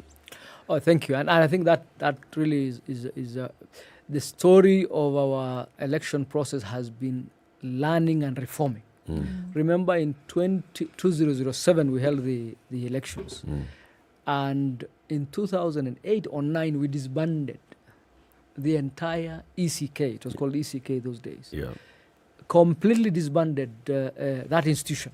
Sent everybody packing. In fact, by law, made it illegal for those people, the good people who are in the ECK then, to hold any job in the election management process in this country ever again. Very punitive.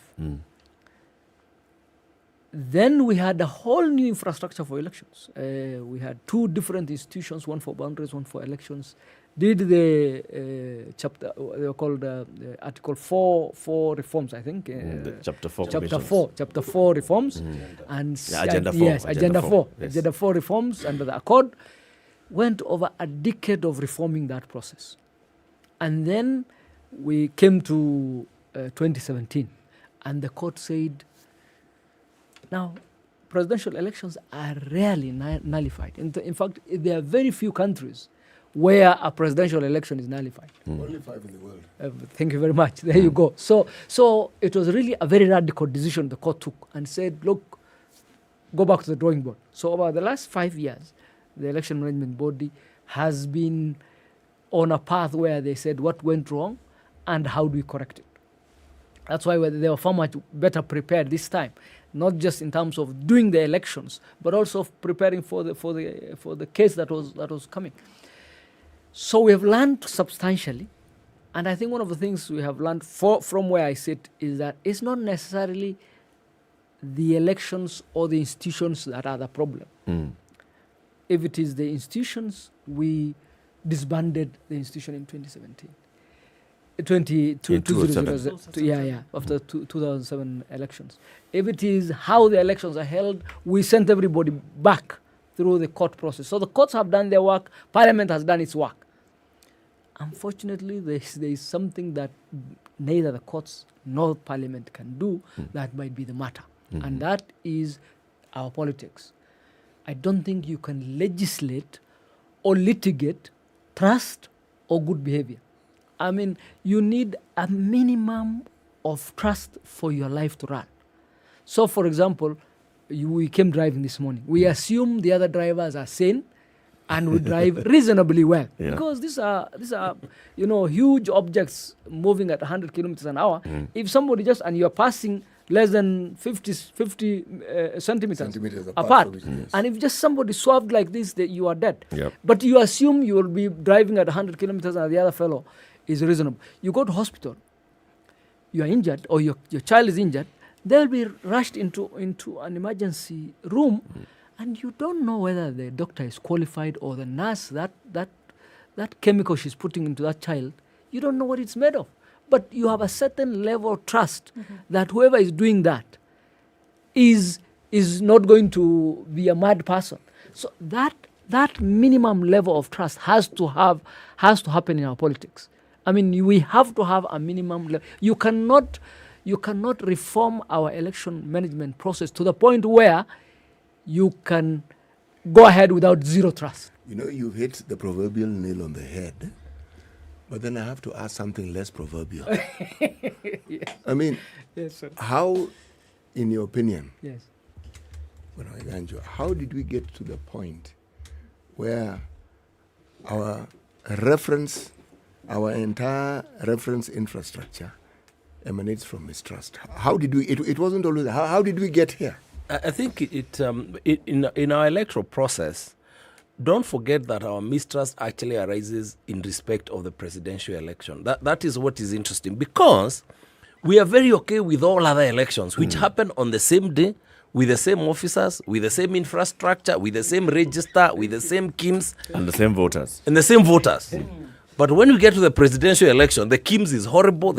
Same thing. So the question is really about the presidential. It's not that Kenyans, we don't generally mistrust institutions, but it's because we come from a culture where the presidency means everything. So to gain it or to lose it has such high stakes. There are very many people invested in that loss and in that winning, that it is important to impeach it. One, for purposes of issue, if possible, so that we can, get another bite at the cherry.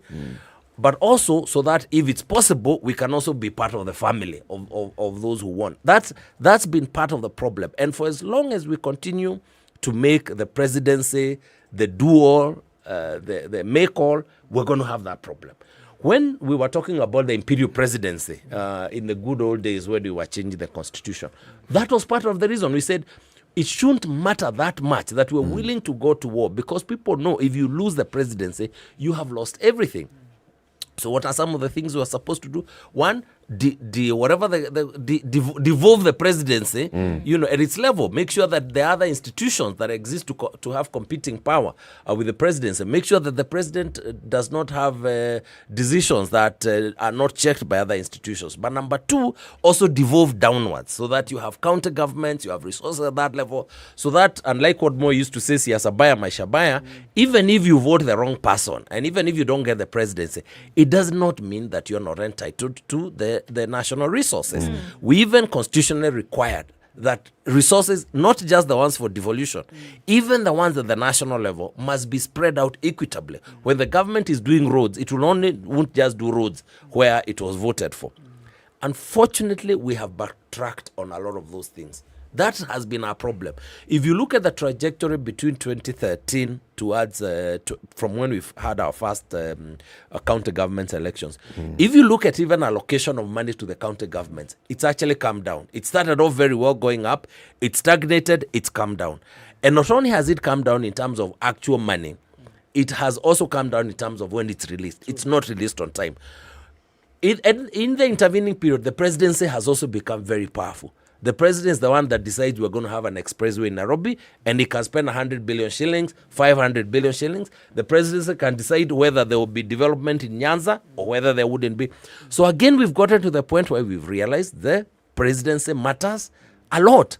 And so part of that mistrust in the system is also engineered to reach a particular. Now, unfortunately for us, and this now I say both to the professionals and even to the media and how we tell the story, we also have bought in, we've also bought in, and we've also now become cheerleaders that push that story of mistrust. So that I kept saying to myself, why isn't it? Like there was evidence that was given at Katit, if you remember, about, I think it was the chair's PA, and I saw it. It was the headline of one of the newspapers. That how the election was stolen. This person entered the server 1,000. Nobody sat back and said, wait a minute, this is a human being with a family. But we are telling this story without asking the question, what does this do? What was he doing? Yeah, what is it happening about him? And also, what are we doing about the trust in an institution?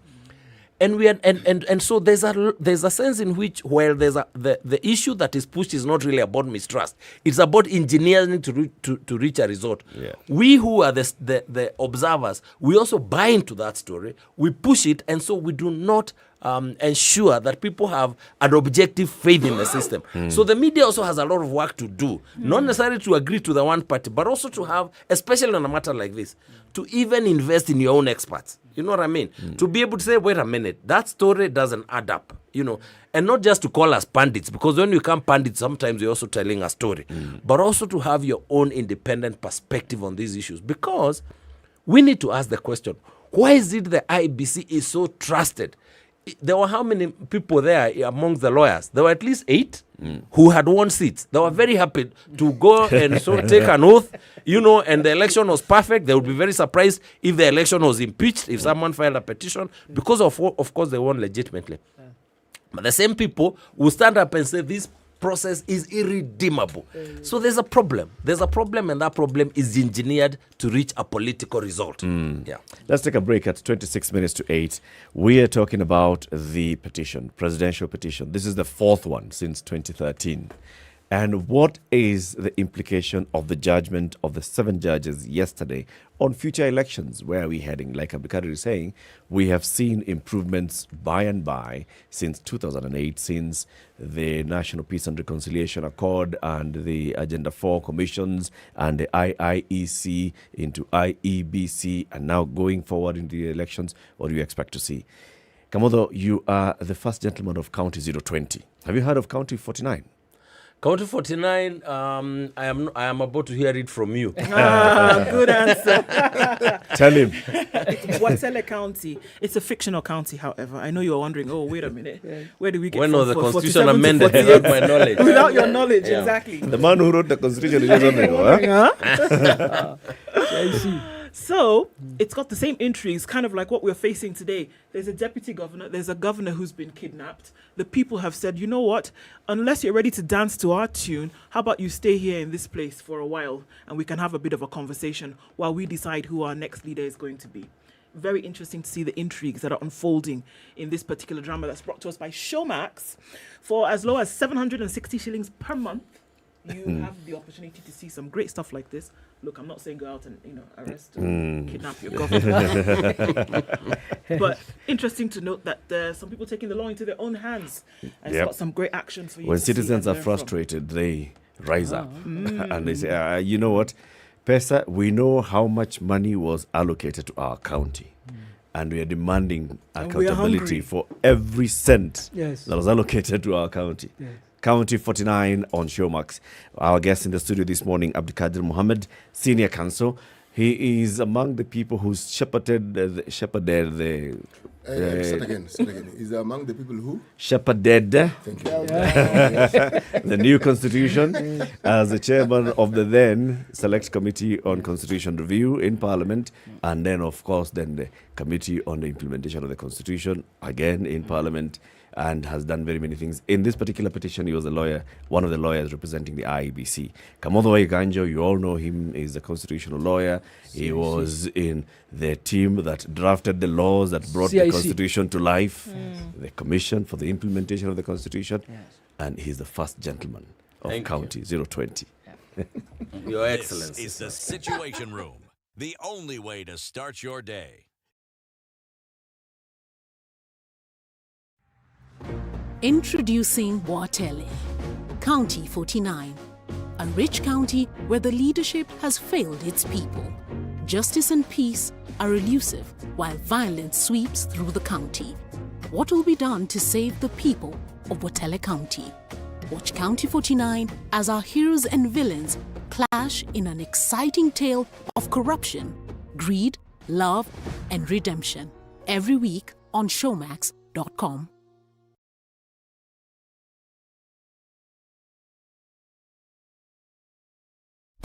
Classic soul, R&B, smooth jazz, neo soul, and nostalgic ballads. Make some noise. Yeah. You're listening to Spice FM.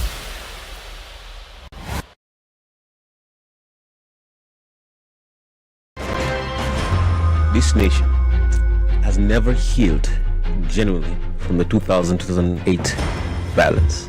We've never had a healing process. We've swept it under the rug. Let me tell you, the handshake was the most disastrous political event in the history of country, after the coup attempt of 1982. There's no Kikuyu pothole, Luo lack of water, Right. or Kamba, lack of traffic. There is no Luya lack of drugs in the hospitals. Or Jaluo one. All our issues are the same issues. If you are in a room and just about everybody in that room has a court case or another, what impression does that give you? What are you saying?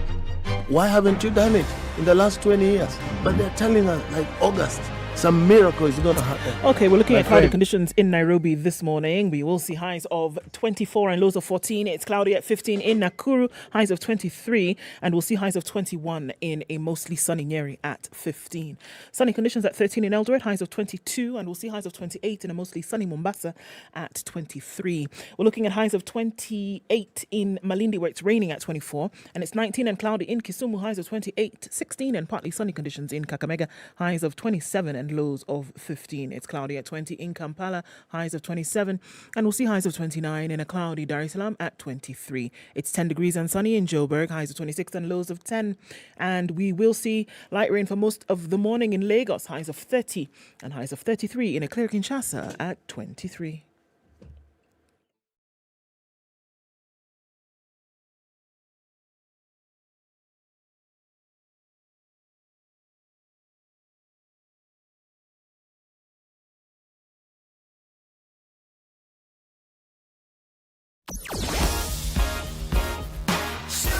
Really heavy traffic in that industrial area circuit this morning. Jogo Road, Lunga Lunga, Likoni, Lusaka going towards the interchange on Mombasa Road. And it's going to join with a little bit of drama that's happening with Enterprise Road just over the hill here.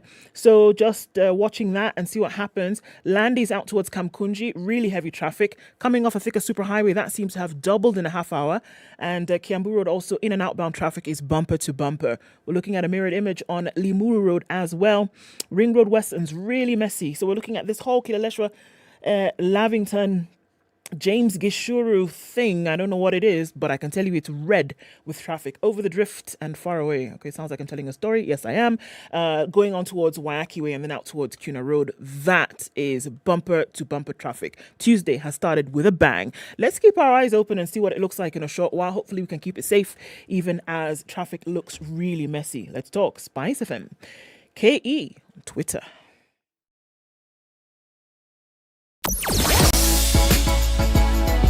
Sugar and spice and everything nice.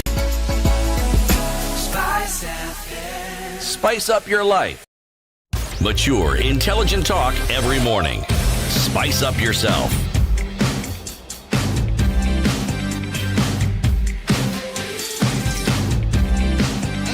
Mornings done right. 94.4 Spice FM, 29 Nairobi. minutes to, no, this hour, 18. 18 minutes to 8. Kenya's biggest conversation, it continues. This is the Situation Room live on Spice FM. Eric Latif, Ndu Oko, CT Muga. Our guests this morning, Senior Counsel Abdulkadir Mohammed and Advocate Kamodho Waiganjo. We are talking about what we are seeing coming out of the Supreme Court and the reforms that we have heard so far in our electoral process and what we expect to see going forward. Gentlemen, allow me, and lady, allow me to read part of what the Chief Justice read yesterday in the summarized judgment. And this was with regards to the alleged behavior of all the commissioners, right, at Bomas. We note that apart from their 11th hour denunciation of the verification and tallying process and their averments regarding the conduct of the chairperson, the four commissioners have not placed before this court any information or document showing that the elections were either compromised or that the result would have substantially differed from that declared by the chairperson of IEBC. Critically, they have not explained why they participated in a verification process when they knew that it was opaque up until the last minute. Indeed, the Serena Hotel press briefing, the four commissioners acknowledged that this far, the entire election had been managed efficiently and credibly. The chairperson on his part did not make matters any better by maintaining a stoic silence, even as things appeared to be falling apart. All this, in our view, points to a serious malaise in the governance of an institution entrusted with one of the monumental tasks of midwifing our democracy. An institution that obviously needs far-reaching reforms, of which we shall say more in our detailed reasons. So basically, the Supreme Court is saying, you know what, there's a lot of hanky-panky going on in this commission. There's a lot of trust that has been placed on this institution. It needs reforms. We are going to tell you where we think reforms need to come. Do you agree that we need more reforms in this institution, in our electoral process, Abdulkadir? Thank you. I think the Supreme Court was noting the fact that there was a breakdown as far as the governance at the commission was concerned. And that was obvious for everybody to see. The question that was critical for that particular court and that particular case was whether that had such an impact on the election management that it impacted materially on the results. And as far as that second bit was concerned, no, it didn't. The elections had already been done by the time these good people were addressing the press conference at Serena. And it had also been, the results had already been verified and tallied to a very large extent by the time they were. Remember, the last meeting at Bomas, where they have these final results, the 27 constituencies to be announced. When that meeting finalized and a group of the commissioners walked to go to the podium to announce, is when these four also packed up and went to Serena to address the press conference. So from where the court was sitting, by the time that was happening, the breakup did not have an impact material enough to impact on the results of the election. Having said that, they also note that there is a commission that has a major issue. And if, as I had said, if this was a corporate governance case, that would be the key subject. But the key subject now was something else. The key subject was, were the elections held? Were they credible? It was an election petition case. My own hypothesis is that was part of and I'm theorizing here, that was part of the script that, look, in the event that, remember, the commissioners swore affidavits to say, we had visitors. People came to tell us, look, moderate the results. We need to go at the minimum for a rerun. And assuming that is the case, again, I'm hypothesizing, I think this was part 2 of that act, that if that didn't go through, then break up the commission and send this so that you then use that breakup as the reason for the court not to take, or for Kenyans not to take the elections as credible. I am hypothesizing, and that's my theory. But I think that was the case. So in as far as the case, the court then is saying we need to look at the commission and the way they run. I think that's evidently there for everybody to see, and something that's got to be done in terms of our election process requiring more reforms. I honestly don't think so. I think we are done with. Look, so you don't think, like the judges are saying, this is an institution that needs far-reaching reforms? I don't think so. You don't think it needs far-reaching reforms? As I said, look, you will not go to a position where you say nothing can go wrong with the IEBC or any other institution for that matter. In many places, elections are held by mid-level civil servants, and there's some box somewhere in some room, and you're told, please drop your ballots there. Nobody is worried about how many watermarks and security features that ballot paper has. Nobody is worried about whether the box is transparent or not. There are no armed security guards watching. But if I may interject, is there not a reason why that has happened? To get these democracies to the place whereby it doesn't matter that you can send your vote by mail and go, about your business and wait for the results at the end of the day. Or drop a pebble. Exactly. There's been a progression. Absolutely. There's been a progression until then. And so are we not saying essentially that in order for that progression to take place, then there are certain reforms that need to happen? Like what you're saying, Kamal, there is, in my opinion, there is no reason why we should have 1,000 agents all over the place in a polling station. There's no reason why one governor-elect telling us how he spent 15 million shillings to pay agents around the country. Why should we be doing that? But for me, the progression to get to that place with this example that you're giving means that something has got to give. Something has got to happen. Not with the the transparency index. Not with the election management process. So where does this, and that's my question. Our politics. Where does this need There to you go. happen? I absolutely agree with you that something's got to give, but not with the IEBC, not with our election institutions, not with our courts. It's to do with our politics, and it's to do with our culture in terms of our political hygiene. Not where, because if I think we have gone to the limit as far as, I mean, our elections are the most expensive per capita in the world. Senior Counsel. Yes, sir.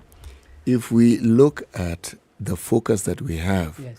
on what Brother Waiganjo here put very, very well, Yes. the presidential election. Yes. You know, if we keep talking about our elections, Yes. we'll confuse Okay, issues. good point. Good point. Our presidential election. That's where the problem is. It's not. It's not all the No, those are 1,889. they are never ever No an issue. And by the way, can I tell you something? You know, we complicate our we present our elections as if they are very complicated. Right. It's, you know, our election is actually very basic. It's very, very basic. And by the way, the most credible election in terms of at the polling station is the presidential one. You know why? Because it is the one that is counted first. So by the time it is counted between 6 and 10 o'clock, everybody is fresh. Everyone is fresh. Everyone is awake. And everyone is present. And don't forget, our polling stations have only 700 marks. Usually they're about 400. So to count those votes is easy. They are shown to everybody. I've been in those rooms. And because you don't know how your candidate is performing, every agent signs the form. You know, so actually, there's no complication. The issue is not the election. The problem with the commissioners, and I think where the court is coming from, is recognizing that the elections are both a legal process, an administrative process, but it's also a political process. The commissioner speaking at one voice gives political legitimacy to the result. It doesn't mean the election is not valid, even when they walked out. But what they did was puncture the legitimacy of the result. And I think part of the reason why the court had to come very strong is to restore that legitimacy, to say, wait a minute, that puncturing of the legitimacy was not based on valid grounds. And I think that's important for us to keep recognizing that the commissioners are not about the election. It is not about the technical part of the election. The technical part of the election is actually very well done. This year's innovation in ensuring that everyone has access to a portal. And let me tell you, and you see that it's sad that in this country we're very good at poking holes and showing where things went wrong. But have you imagined that in a third world, and I use that word in relation to how we are seeing. CT will allow you even go further. Oh, excellent. You know, is that in a country like this, that we actually had a system where everyone all over the world was trying to access, and I'm sure many were trying to, and it did not collapse. You know, that doesn't happen. In many places in the world, somebody would have been able to go through and do something funny, or the thing would have collapsed by day 2. So in a sense, in terms of the credibility, the technical credibility of our election, we have gone very far. The problem is the political legitimacy question. So what kind of reform do you think the judges are talking about? From where I sit, it's more a leadership training thing. I don't think it has anything to do with changing the law. You know, there's nothing, you know. Is there nothing like, you know, holding all of them collectively accountable? But they are accountable even now. You know, they are accountable as a commission, but you're also accountable as an individual. But you see, and also, let's also not forget, it is possible for there to be genuine complaints. You see, let us also not say that the commissioners must always speak together. There can be genuine reasons. But I think what this decision has said is, look, if you're going to do something like that, for God's sake, let it be because you have legitimate grounds. It cannot just be that you are doing this so that you can prejudice an election. That is actually the problem. And I think the court was very good, even in terms of its approach to the lawyers. By saying, look, if you're going to come to court, please come with credible grounds. Do not tell a story that is not credible. Because if you do that, what we do is puncture the legitimacy of an institution which hasn't done anything wrong. So fix our politics, where I keep saying that the law has taken us as far as the law can do. Beyond here, it's a human factor. Someone asked what are the reforms we need in 2032. There are very many things that were obvious from these proceedings that could have gone humanly wrong. It is a marvel that the 290 returning officers ended up at Bomas. It is a marvel. It's, because it is possible to compromise that process. Because there's a human being who needs to bring a physical form, and that form can determine whether or not the result will be announced. Yeah. I think I mentioned another time that there's a time in a county I was in, the elections for governors are announced in the respective constituencies. Yeah. In the 4 constituencies, the results were announced. Then one of the returning officers disappeared for about 24 hours, for 2 days. So the result cannot be announced, even though the result is known. He could not go to the county. He did not take the result. And without that result being taken, even though the result has been announced, without that physical delivery of that form, the result cannot be announced. You see, those sorts of things, the law makes very many assumptions that things will go right. And those are the things we want to look at. Because if people want to compromise an election, those are now the areas you'll find in 2032. And we need to keep asking the question, what is a result? A result is a very simple thing. It is there in 46,000 stations. How do we ensure that that result is the one that is reflected in the announcement? Is our investment in technology overstated? Have we overstated the place of technology and in fact used it to question the credibility of elections because it's an opaque area, to use that word. It's an opaque area. Anybody can say anything. I can code server and entry and hacking. And most Kenyans don't know, but Kenyans understand a physical form. Where is that form? That form has a picture. That form, people have copies. What do we do to ensure that we do not introducing reforms, we actually don't prejudice the credibility of the election more by creating more and more steps which people can now impeach? So the problem is not technical. So what would we do? Politics. So if we are to say, let's reduce the transportation of 290 officials to one national tallying center, then what do we do? That's a conversation, and I think if we post it online, then you are increasing the chances of someone. I used to ask, all these elections are announced publicly. They are announced publicly. Yes. Yeah. What is difficult about actually relaying the physical because they are announced? There's in the 290 constituencies, the elections are physically announced. In fact, in the 46,000 stations, the election is announced publicly. And the counting is public. And the counting is public. One piece by one piece. So what is so difficult about transmitting? Because clearly it appears we don't trust even our original forms that are signed by hand. In fact, the difficulty for the petitioners was to the Smoking Wajala question of, was it possible? Was that one hacked also? But it appears that it is possible then to hack that form because now we have realized how important it is. So we need to ask the question, how do we deal with the human factor in the next election? Because our problem is no longer now in the law. Learned friends, I have to ask a question. Please, I come from the premise where when learned friends like you speak, my confusion doesn't reduce, it actually increases. We must live here with less confusion. Yes, because you see, I'm listening to all this and the question that's in my head is, so when one goes to court, is one seeking to find the truth in a situation, or is one looking for a legal solution? Because in my mind, the two are not the same thing. Okay. So it depends on which system you're looking at. We're looking at the electoral situation. I hear you. It depends on which legal system you're looking at. The common law British system, which we inherited, works on something called an adversarial system. It is you being the judge in the middle, Kamoto and myself on two sides. We both argue our cases. We go 100%, and based on the law and the evidence we have brought, you as a judge, what do you believe? That's one system. The French system, and to some extent countries that follow Islamic law, the arbiter is also an active participant in the case, where they are saying, it's not just what the two of you are saying, but I am also seeking the truth. So I will actively participate and jump in and pull things so that I can search for the truth. So when somebody is adjudged not guilty in a criminal offense, it doesn't mean they didn't do it. It means that in the adversarial setup, the police or the prosecutor could not prove their case beyond reasonable doubt. So in an adversarial Anglo-English setup or those that have borrowed from that setup, the Commonwealth system, you are not necessarily looking for the truth or justice. Broadly, that is the basis, broadly. But the way you win that is you have two people who are opposing each other based on the law and evidence and precedent, and a judge who is an inactive participant in this, who hears both sides and decides based on.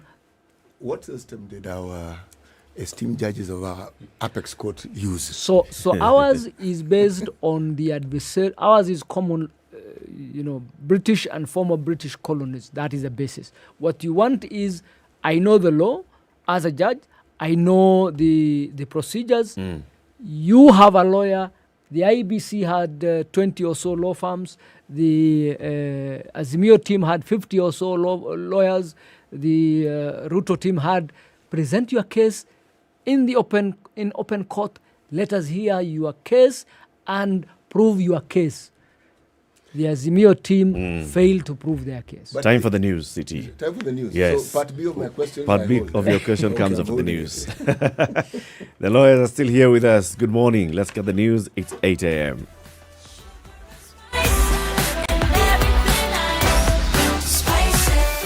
Spice up your life.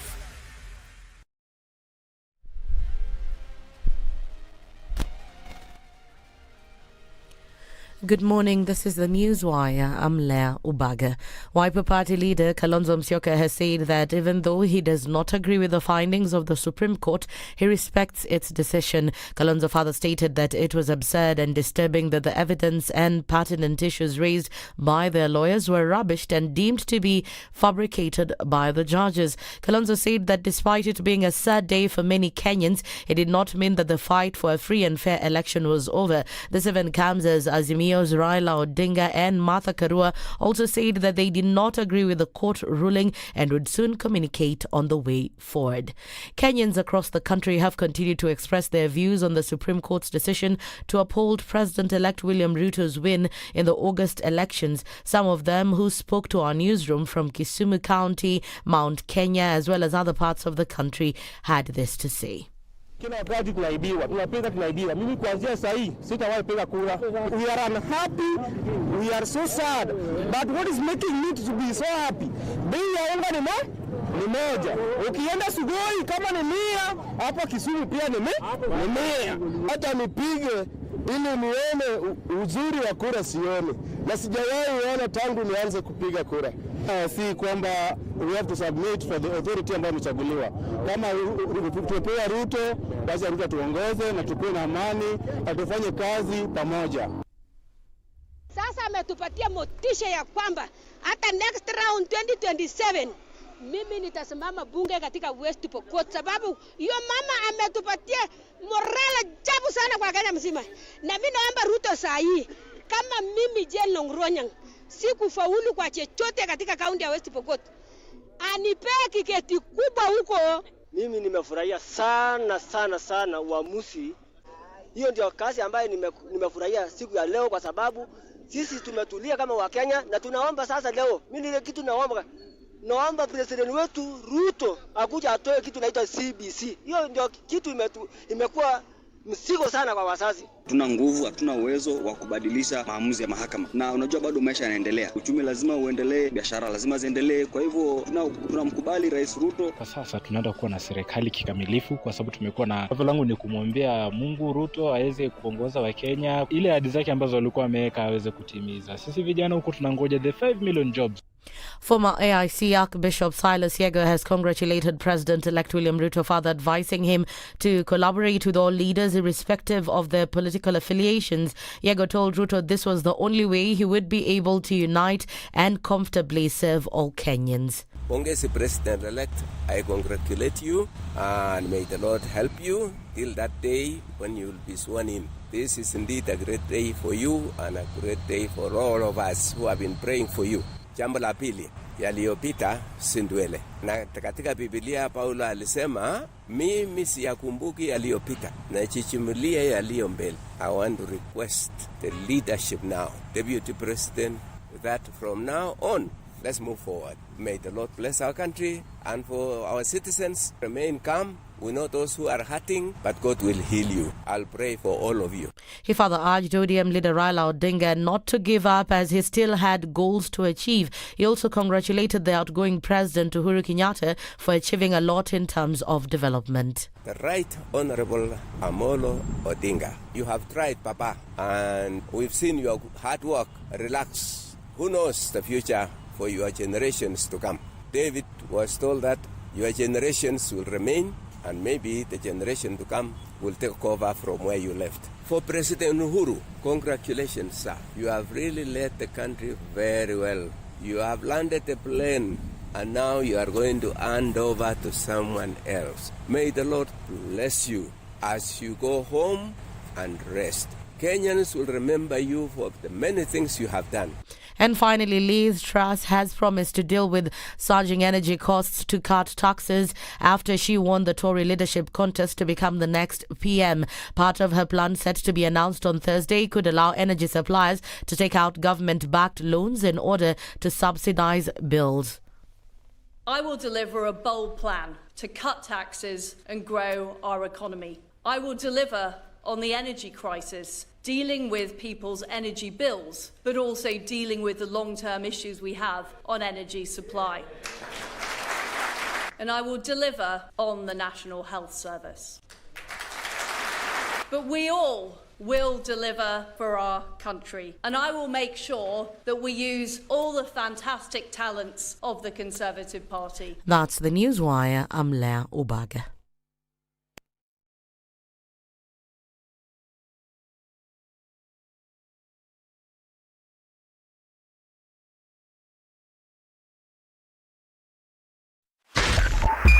.5 Spice FM. Looking at traffic building up in different parts of the city this morning, a few minutes after 8, and we're still seeing that action on Jogo Road.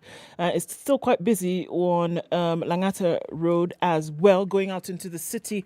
Gong Road also pretty busy right now, and the Thika Superhighway, we're looking at traffic well into Kiambu County now, and we're not looking at sparse traffic. It's bumper to bumper all the way into the city. And also, my goodness, what's happening here? This whole area coming in, James Gishuru, connecting with James Gishuru. Gitanga Road is crazy. Naivasha Road is, an absolute mess. So Tuesday morning traffic is quite the thing. And now we're looking at folks trying to get off James Gishuru, crossing over Waiyaki Way, and then using Kuna Road, getting to the Red Hill Link Road. And that is bumper to bumper. Your exits, bumper to bumper as well. All right, it's a busy Tuesday. We'll keep an eye on things. For now, it's moving in some places. Others, it's a deadlock, but it'll move at some point. SpiceFM KE on Twitter. Let's talk there. Let us know what's going on where you are.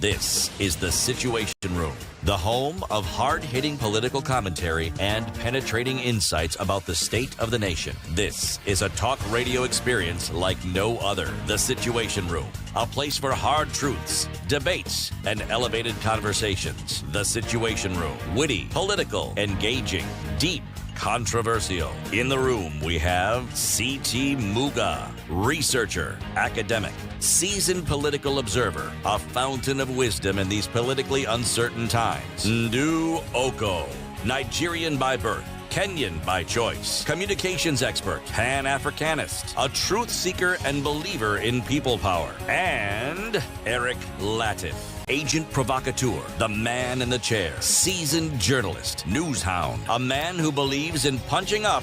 Good morning. It's 8 minutes after 8. How are you doing? Welcome to Tuesday. If you're just joining us, welcome to Kenya's biggest conversation. This is the Situation Room.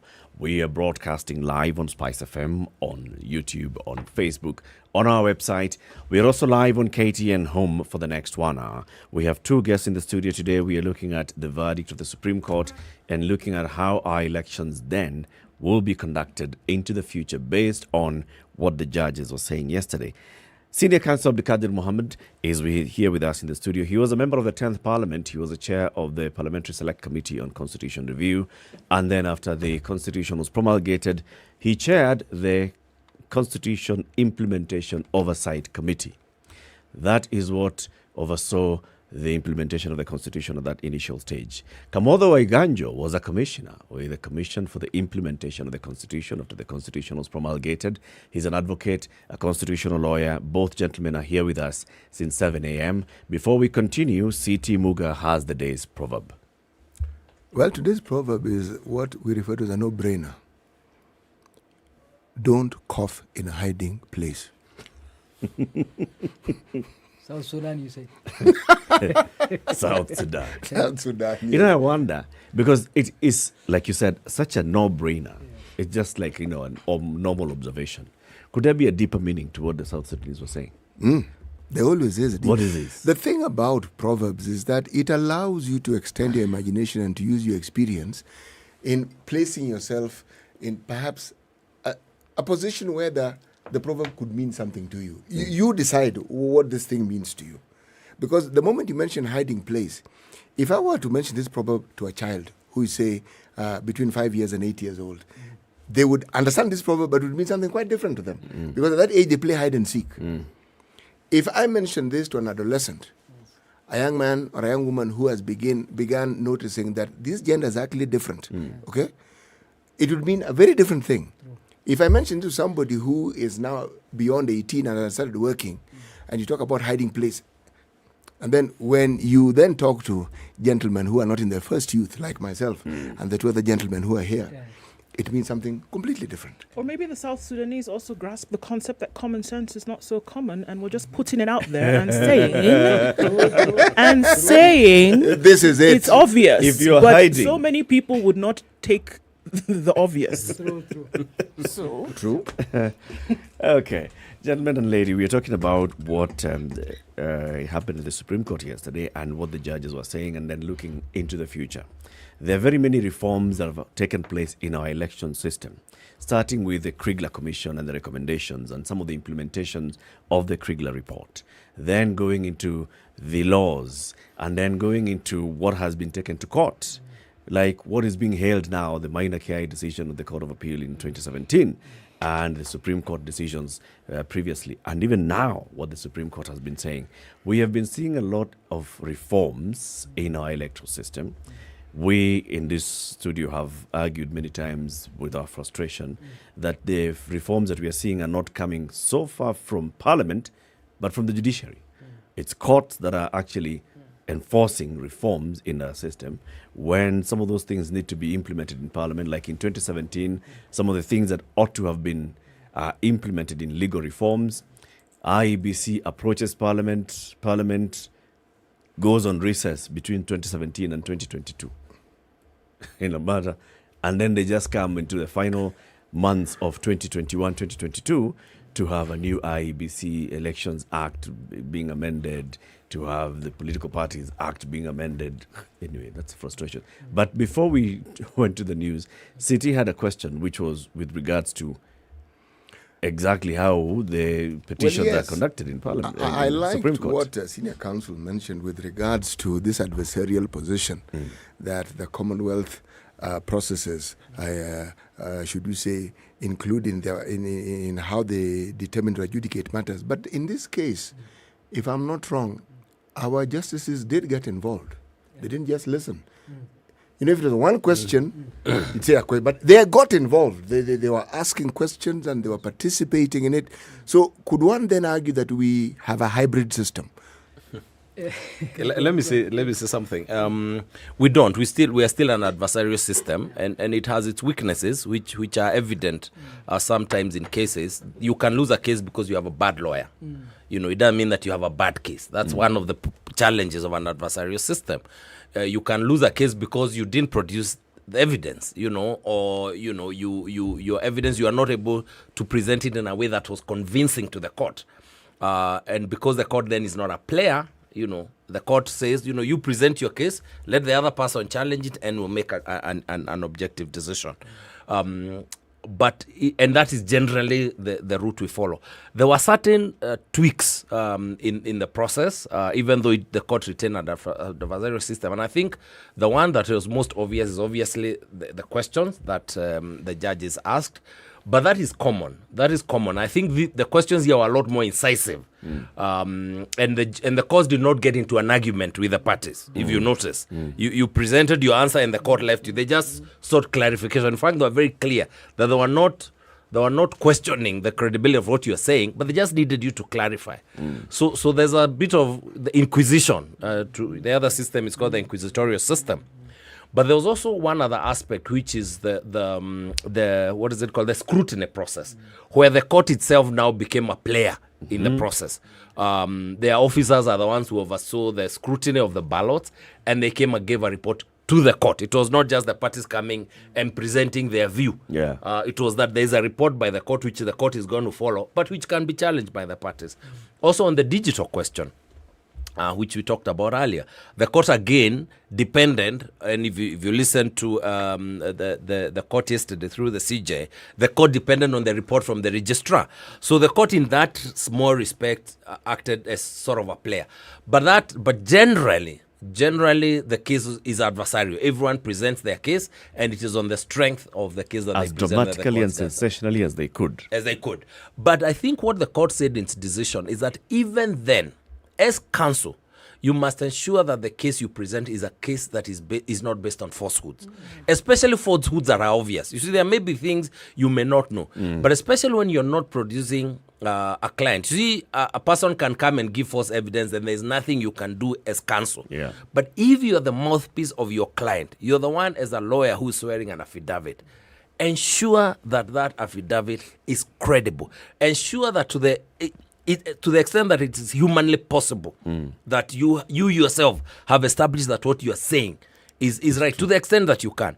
So that in fact, the court went short of saying there was perjury, went short of saying there is professional misconduct, It just went short of there. But I think for me, what is important in talking about future reforms is that the next petition we see in the Supreme Court, and I hope even in the other courts, should be based on evidence that is credible, as opposed to suppositions and rumor and conspiracy. It needs to be based on evidence that is credible, and I think that for me is a good development. Talking about developments for the future, we were talking about this earlier when the judges said the institution of IEBC needs reforms.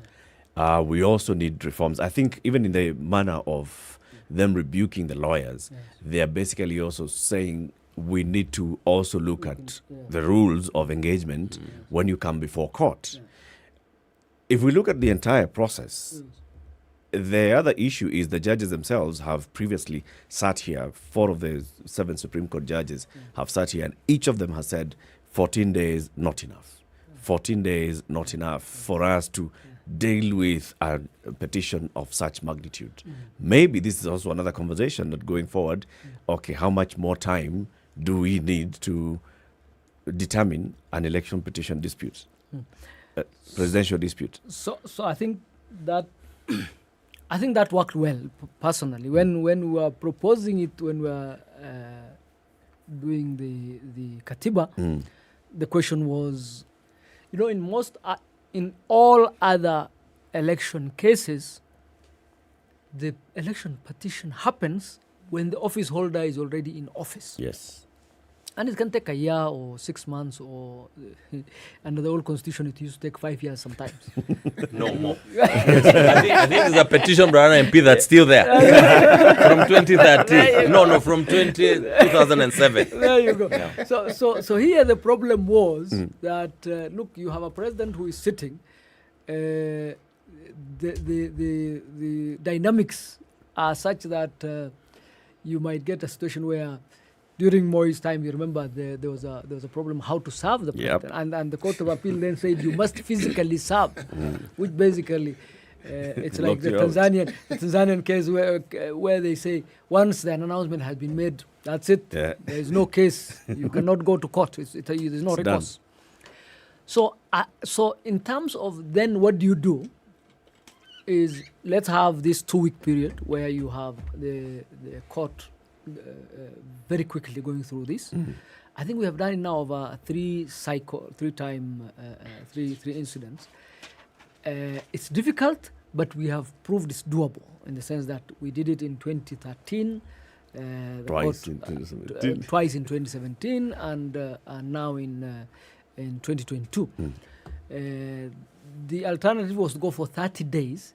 It's a very long period. If you realize people are on pause, so to speak, the country is on pause. As yesterday, I had us discussed the traffic jam this morning. There's no traffic jam yesterday morning.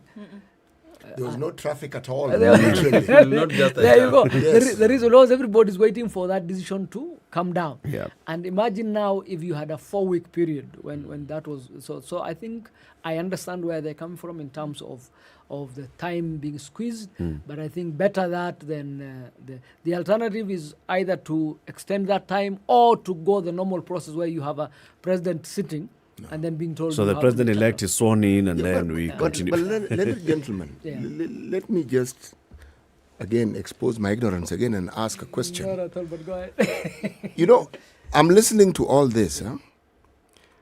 The legal things will leave to learned friends, okay? But there seems to be a silent player behind all this. And I want to ask this question. Is it possible that what we Kenyans refer to as unresolved social issues that have been there since independence, do you think they play a part in all these emotional things we talk about, the mistrust, everything that we have here? Do they build upon this? Please. That I think that's part of our problem. And let me just finalize something that Abdikadir was saying about the 14 days. The reason why I don't think we should extend those 14 days is because if you listen to this petition, there are no complex legal issues, that require a lot of preparation. The issues have been resolved at the legal sector. The facts are fairly basic. The facts are fairly basic. The facts are several questions. Is the original result from the polling station available? Is it verifiable?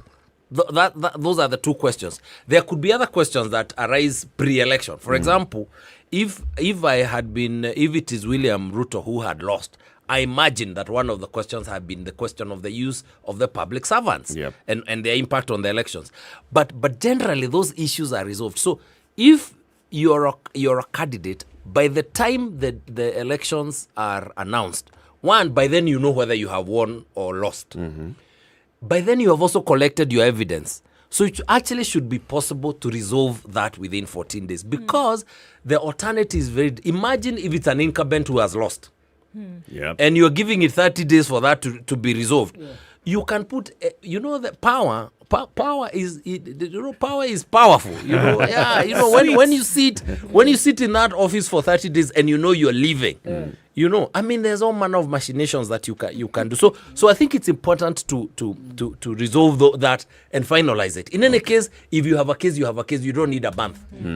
Like I said, our elections are very, very basic. We just try and complicate them in the courts. Now, I said that, and I think Abdikadir also said earlier that our issues are not the election management process. Our issues are political. Our issues are also unresolved social issues, issues of exclusion. I was in one of the parts in this country earlier this year, and the feeling which was there about the need for the presidency to be there. These are not issues about politics. These are not issues about the law, but there's a certain sense of exclusion that people feel, and that we need to deal with. And that's why I said that part of the reason we had done that is to ensure that every part of this country, because we cannot have all the communities of Kenya represented by a president. And remember now, we talk about 42 communities. We are not 42 communities. We have intermarried. We have very many communities. How do you ensure that everybody feels that they are a part of this country?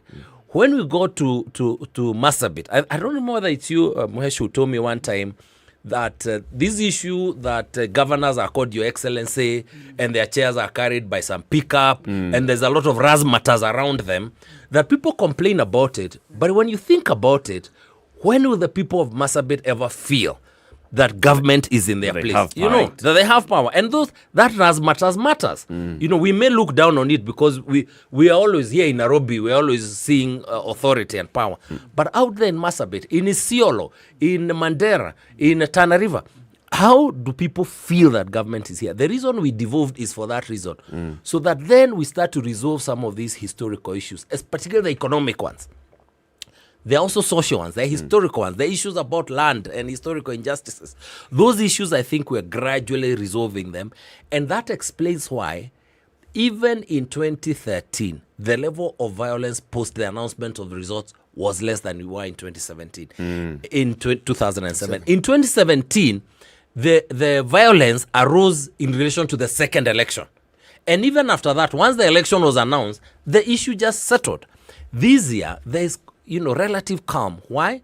Because a lot of those issues, we are slowly resolving them. We haven't resolved them fully, but we are resolving them. And I think the project for the government that's coming in is to ensure that we continually, Kenyans are continually feeling included in Project Kenya, because that is what will make them trust institutions and trust those in authority. And I think I absolutely agree with that. Is the elephant in the room. Trust. Our cultural norms, those are very critical, and I don't think Parliament or the courts through reforms can so that how we as a country, we as a people incentivize. If you go and steal public resources and you are glorified back in the village, then it is not a very crazy step to go from there to stealing the election. I think those kinds of cultural norms are very important, and you cannot legislate those. I think that number two, as African countries, the expectation that we will bungle our elections and we will steal our elections, and that even in our media reporting or how we culture those issues, I think are very important. And I think education, I think conversations towards that area, NGOs, the civil society is very powerful in this country, has done a lot of good, but it has also done quite a bit of damage in terms of, so for example, the way we report about Africa and the way you report about everything being, I was reading the other day about the tour, this fellow who drives very fast in Formula One, Hamilton had in Africa, and when somebody was saying the way it was reported as a tourist really, and not he was not picked by some UN body or NGO as their spokesperson to go and take pictures with hungry kids. Of course, we should deal with hunger in that sense. But you see, the image then is that everything from this continent is terrible and bad and denigrated. And negative. So those are the conversations we should be having, so that we turn that to the Wakanda sort of the stories, so that we don't expect everything. That is, I think, where the reforms are, as opposed to going back to Parliament and having one more bill. And let me say something, because part of it is how we tell our stories. In this election, I visited maybe 20 counting centers and stayed for at least an hour. Some of them may be a little less. One of the things I have to say here is that Kenyans are basically very honest. Generally, actually, Kenyans are very decent people. I went to rooms. By the time they are counting the governor's elections, almost every agent is asleep. People are tired. People are tired, physically tired. By the way, those are, because when you talk about reforms, this is about 4 a.m. People are tired. Don't forget they've been up since the day before the elections, because they had needed to receive whatever and get their letters. By that time, everyone is asleep. You know what I noticed is that even when an agent of a candidate was asleep, people will not allow their vote, including the agents for the other candidate. They will not allow. They'll say, no, that's for so and so. And I said then, I thought, this is the story. When we say how our elections are bad, they're stolen, we don't tell the stories of the actual place where it happened. The successes. And actually, the truth of the matter is a lot of these people that we vilify are actually just basic civil servants, human beings out there doing a good job. And that is the reality of our elections. The reason why when we did the recount in the, how many were they? 41. Were there 41? You notice the elections, Those people didn't know the Supreme Court was going to come and look at the elections. Why are we not telling that story and saying, maybe there are things that happen here at the top and the commissioners fight, and maybe the stakes are very high at the top. Why are we not telling the story of the 41 Kenyans who nobody was looking at? Some of those were strongholds of one candidate, and yet there was not an attempt to change the result. But instead, we have so focused on what is wrong. And that's a story we tell the West. In fact, it is the New York Times, it is the Washington Post, it is the BBC who wrote and said, Kenya's elections are very credible, but we take it to court. The BBC actually came round, because I read their story, and actually called actual presiding officers. And they looked for agents, and they collected the forms. They checked them in the portal. They said the results and they independently. Why is it that we as a media have not done that? So that we are telling our positive stories. We have very many things that go wrong with this country. But we need to redefine the way we tell our narrative. Like everywhere else. We need to redefine. I mean, January 6th in America. I mean, we haven't even gone there. At least we have left our courts to make a determination. Can you imagine that we actually sat down as a nation for 3 days and waited for the courts to tell us who will be our president? And we said, whoever they tell us, we will take that. There are very few places where that happens. Why don't we tell that story positively?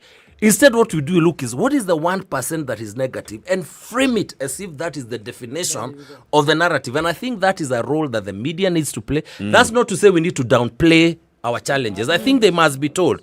But let's also, in an equal way, tell our positive stories and encourage them.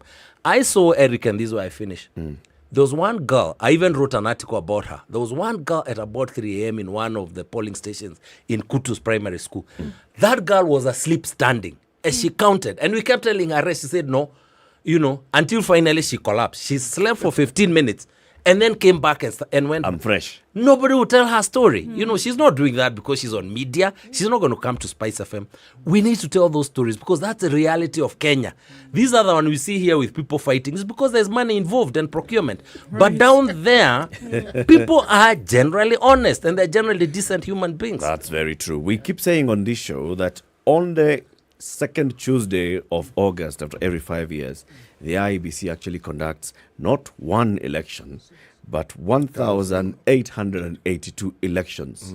At the same time across Eric, the day. Can I correct you? 290 constituency elections. No. 46,000 elections. Do you know there's a presidential election in every polling station. And the result is announced. So we actually have 46,000 presidential elections announced and credible. That's true. Let's take a break. It's 8:30. Kenya's biggest conversation, the Situation Room on SpiceFM, on KTN Home, on YouTube and Facebook, on our website. Our guests this morning, Senior Counsel Abdikadir Mohammed and Advocate Kamodho Waiganjo. We are talking about elections, management of our elections, and then looking at the successes, the challenges, and going forward.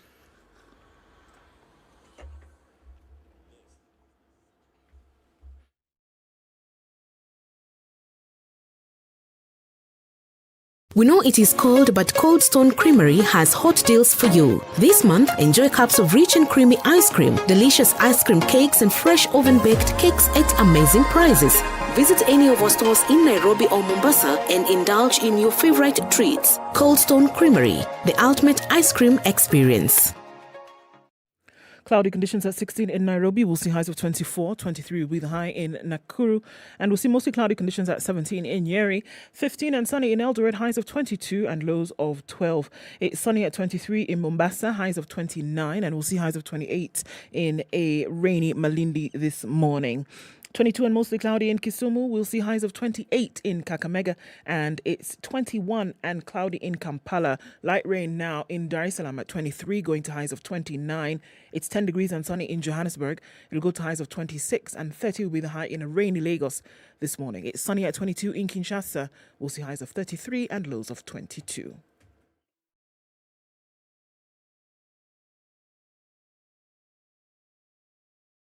Spice and everything nice, everything nice. Spice up Still your continues life. in most parts of the city this morning. Still thick coming off a thicker superhighway, and we'll see that way past that outer ring junction. And it's also heavy on Kiambu Road. We're looking at traffic from Westlands and that whole area going into Lavington, going into Kileleshwa. Ring Road Westlands is an absolute mess, as is James Gishuru, and it comes off Gitanga Road well into Lavington. Naivasha Road is also very busy still. Still in traffic hour, and it's still bumper to bumper in a lot of parts. We'll keep an eye on things. Talk to us on SpiceFM, KE on Twitter.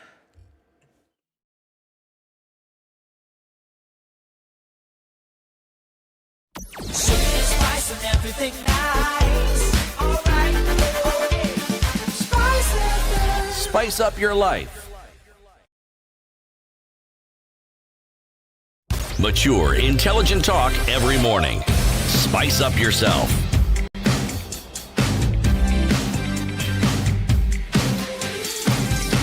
All right, 26 to 9. The conversation continues with the senior counsel of Dikadir Mohammed. He is one of the lawyers that was representing the IEBC in the presidential petition. Has also been a member of parliament, member of the 10th parliament. He oversaw the birth and initial implementation of the constitution. Kamotho Waiganjo was also a commissioner with the Commission for the Implementation of the Constitution, and he is now one of the people who will be maybe challenging for the position of chairman of the first. It will be called First Ladies until you change the name. Otherwise, we will create a wing. First Ladies Association. Be deliberate. I wonder though, Kamotho, must all your members be Kenyan citizens? Oh, no. They don't have to be Kenyan citizens. We are very liberal because we want to allow as much Freedom of innovation in relationships as possible. So they don't have to be. Freedom of association. So in the case of Machakos also, Yes, will be represented. So, I'm a voter in Machakos. I needed to make sure that... No, but by the way, that issue of the first ladies, I raised an issue, but I said there's an ideological problem with the fact that it was called first ladies because it almost assumes that the governors will always be men. That is why it's first ladies. It never prepared for the possibility that women can be elected as governors. I have to tell you a story. I went for a prayer meeting which was called for the spouses of candidates for senators and governors. And when I got to the gate, the lady who was she refused to. She's telling me no. Leo tunataka wa mama. Leo ni wa mama. I'm telling her no. She said no. Sio siku yenu. You'll come when we want the candidates. And we went back and forth for a while. And I thought there's a problem here. Because major. If it was a man, I would. But this was a lady. But it's a problem that we have in terms of internalizing that women can be as good leaders. They're not leaders because they are good leaders because they are women, but they're just as good as men can be. Yeah. But if not better. Many times I'm trying not to say that. But there are many reasons why women actually tend to do a better job in terms of long-term investment. But the reality is, as a people, we've internalized that women cannot. And we're almost violent about it. Right, sure. Yeah, but we need to get to the point where we recognize. Think about it also when you talk about the 2/3 gender rule. Do people envision a situation where there'll be more women than men, and we are arguing that there should be more men? We should now start electing women. At least at the Supreme Court, it was women-led.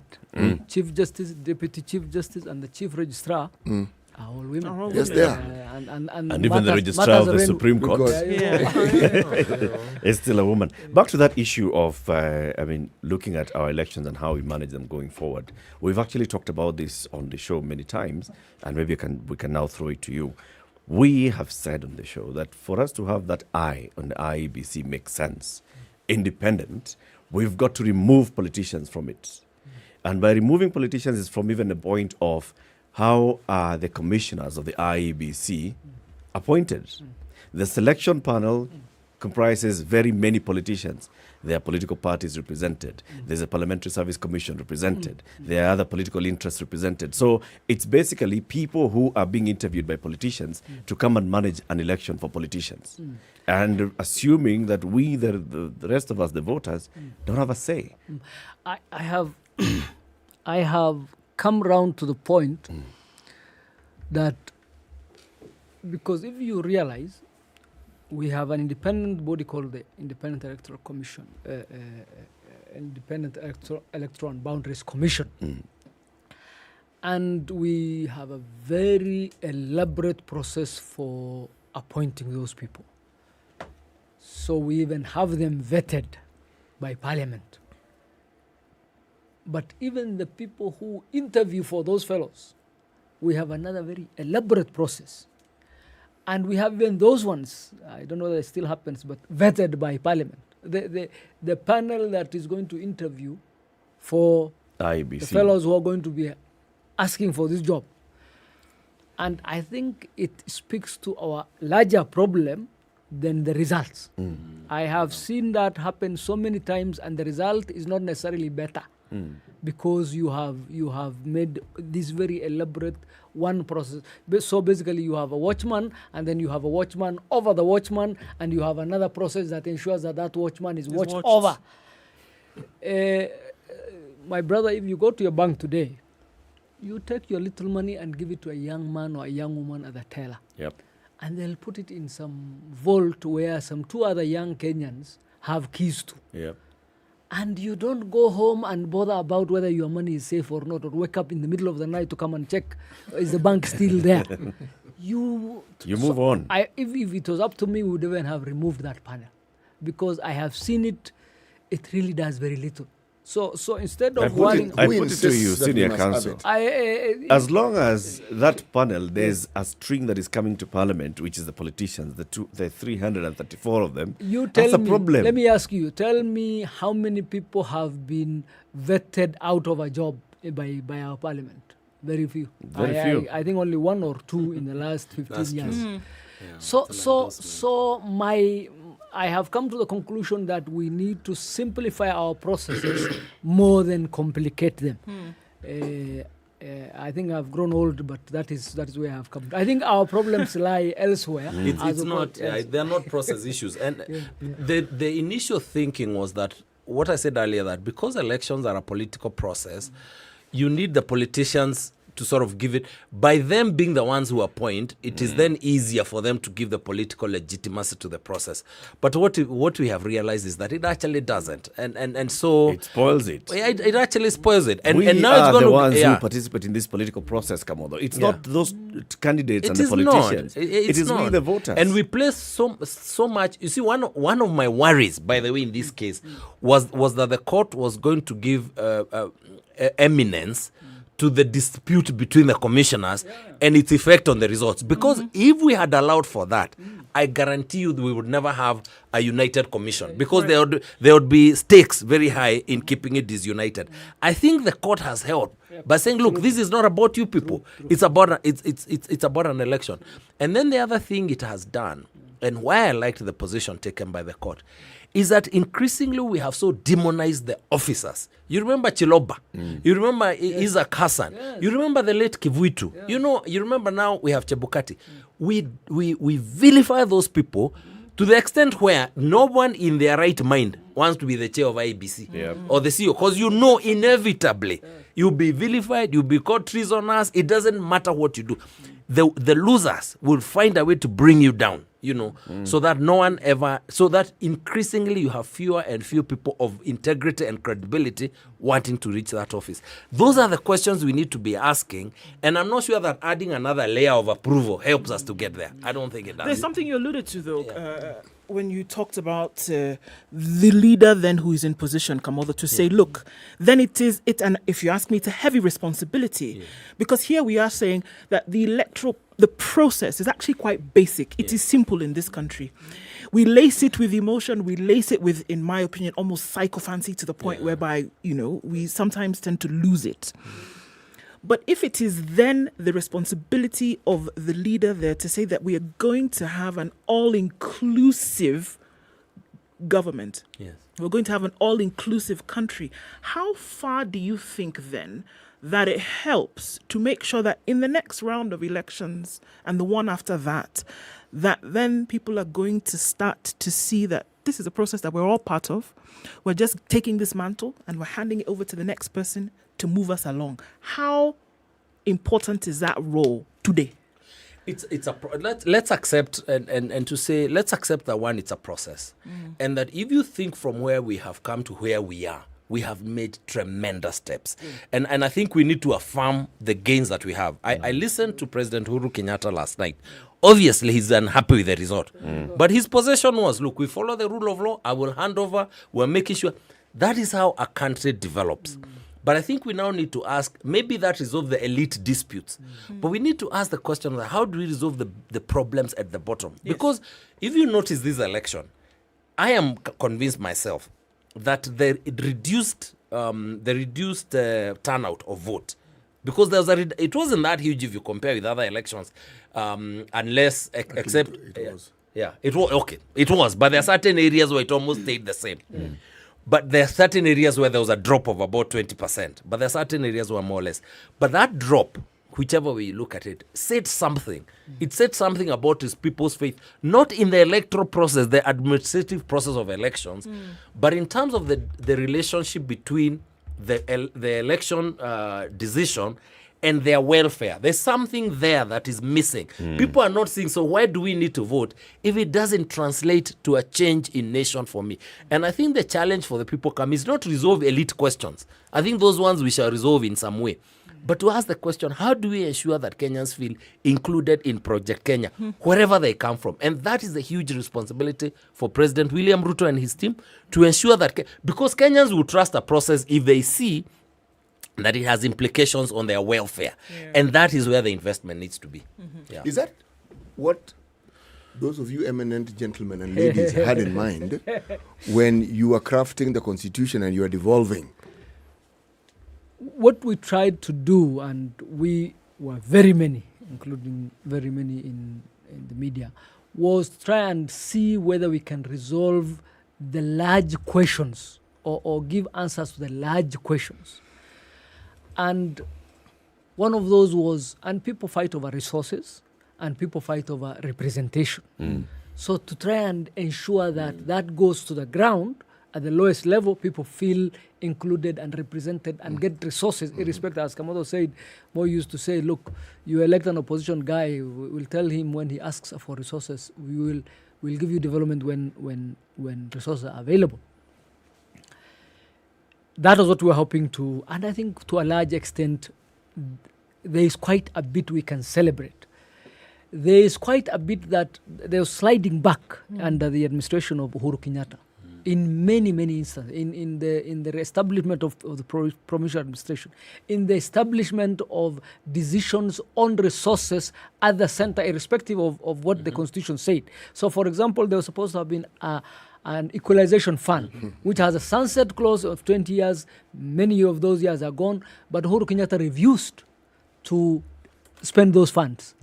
He and his administration centralized the issues of resources. Counties, funds were essentially denied to counties until it was, you're given funds in the last 3 months. Really, there's very little you can do. The judiciary's resources. The judiciary in 2012 had a higher budget than the judiciary in 2022. While NIS, for example, had 3 times or 4 times the budget it had at that point, or Parliament for that matter. So there were deliberate decisions to roll back. And that is really one of the key issues for the Ruto administration. Would he follow his brother from Kanu in trying to roll back or stagnate, or will he keep to his promise as our new president to say, I will live up to the constitution, I will not interfere with the independence of institutions, and I will move the country forward. That is the homework for our good friend. I know, gentlemen, that you want to step out now, you want to leave. Let's have closing remarks, which will be looking at the reaction of the public from this, starting with the reaction from the Council for the Petitioners. James Orengo said yesterday, and he was quoting Algo, and he said, yes, we accept, but we don't agree. Similarly, Raila Odinga also came out with the same. We accept, but we don't agree. We've seen this before. What do you think this means when those who feel that, yes, I accept because I subscribe to the system and the rule of law, but I don't agree with the decision of the court? And I think it's legitimate, and I don't think we should browbeat people into accepting a decision. I think it's a legitimate reason. If you feel you have legitimate reasons, it's good to unpack those reasons in conversation so we understand whether your refusal to accept is a legitimate refusal. But I think that's a democratic right, and we must allow that. But I think what we are saying is that institutions matter. A country is not going to go forward if we don't allow institutions ultimately to make a decision, and I'm bound by it, even if I don't agree with it. In any case, even President William Ruto was not elected by the whole country. There are still people who will not support him, and that's not necessarily a bad thing because he also needs to be held accountable. But I think a lot of the things we are seeing is the growth and the validity of institutions and an institutional culture, and that can only be good for this democracy. Okay, Abdikadir. I think let's give ourselves a few days or weeks to celebrate. I think it is a good thing that we have gone through an election cycle and we have come to the other side, that we have a rebirth of our institutions, especially our judiciary. So let's celebrate, and let's celebrate the good things. We deserve that at least. Right, well said. Abdikadir Mohammed, Senior Counsel, is a senior lawyer in this country. He was among the lawyers representing the IEBC, but also among the people who have seen the Constitution from the point of, birth to the point of implementation, to this point where he's still active on those matters. Kamotho Waiganjo is also a senior lawyer in the country. He's an advocate of the High Court, constitutional lawyer, and the incoming, maybe, chairperson. I like your campaign. I think I should. Before the elections, I'll be here again for another show. For another one. There you go. Right. Asante sana, gentlemen. We want to open up the phone lines as the gentlemen leave the studio so we can have the conversation with you now. We saw what the judges of the Supreme Court said yesterday. We heard what they were saying yesterday. We also seen the reaction from, let's say, again, the council representing the petitioners, led by James Orengo and the senior counsel, Mulgore, what they were saying. We saw what Raila Odinga's statement said. We also saw what the president said. The president, in very many words, was also saying similar things. And he was saying, accept, but I have got questions. Because he said, we have got to reach to a point where we question the decision of institutions in this country. Right? So, 0719-012-600, we are on to ask you this morning, do you agree with the verdict of the Supreme Court yesterday as regards their presidential election petition? Do you agree with the verdict of the Supreme Court yesterday as regards their presidential election petition? 0719-012-600. So we've heard, as we wait for the callers, we've heard, the conversation that we've had since 7 a.m. with the two lawyers, taking us through the thinking, what they saw as the thinking by the judges, what they see as, the progress that we've made in our election system, what we see as maybe the things that we need to keep fine-tuning. But I think bottom line is we have actually made very many strides forward. Indeed. And I think the only way is moving forward. And you cannot take steps back. I think the only way is moving forward. And, to the point, many people, whether they support him or not, would not be envious then of the job that William Ruto has on his shoulders today. And one of the biggest ones that we've seen, if we're looking at moving away from this situation whereby there's just high intensity in terms of emotion, there's high intensity in terms of, what people will say or what they will do. He's got to be able to bring this country together. He's got to be able to have an all-inclusive government whereby it doesn't matter who you are or where you're from, that to say, okay, actually, guys, we can move on to this next thing. And I think it was interesting that Kamotho said that because the responsibility then rests on his shoulders to say that we can have a smoother process in the future if we see that we are all part of this thing. It is not just one person at the top, which is probably why it makes this situation so difficult. That because there's just one person and there's power and there's a centrality of power. But how about you then see that everybody can be involved in this process? And he's got to be one of the ones that leads that battalion from the front. He has to. City? There's this perspective. When you talk about an adversarial judicial system, it plays out very, very well in how our politics at the level of the presidential race is run, it's adversarial. And it's like the person whom you do not support, in the perspective of many of us, is someone who is incapable of any good. Yes. And even when they are sent to a position of authority like the presidency, you do not expect any good. But there's something that is forgotten. There is no presidential candidate who isn't a Kenyan. They're all Kenyan. Born here. They are people we've been seeing literally all our lives, right here. And it isn't as though they're suddenly going to encounter a new country with their new problems. They've been living here, so they're aware of what's going on in this country. It makes me consider that perhaps the uncertainties that we bring to bear in looking at our system has to do with, among other things, the very things that we're discussing here. Unresolved social issues that we've had since independence, a feeling of being marginalized, a feeling of being second-class citizens. And these are the things that this particular presidency has an opportunity. Now, if you look at the energy and the verve with which the deputy president, who is now the president-elect, conducted his campaign, you could argue we do have somebody who has shown that they have the ability and the willingness and the energy to actually get things done and to change things. So, at the worst possible perspective, give the man a chance to see what he can do. Because that is the least that one can ask. But the best that we can do is not sit on our laurels. No. We've got to make sure that all these elected leaders from MCA to President William Ruto, they have got to be accountable for the promises that they've made and how they are running the offices they hold. Let's go to the phone lines. Fred in Siaya, good morning. Good morning, Latif. How are you? Very well, thank you. Yeah, I've been listening to Kamodo and Abdikadir. And my opinion is I'm not in agreement with the decision of the Supreme Court. Okay. There are so many things that they left out, they discarded for all the scrutiny report. Because there are issues of the book, missing book 2 of 2s. There was the issue of the Kim's kit that was doing multiple uploading. It was there are doing things what? that were not doing multiple uploading of Form 34As. Yeah, so that was not made clear.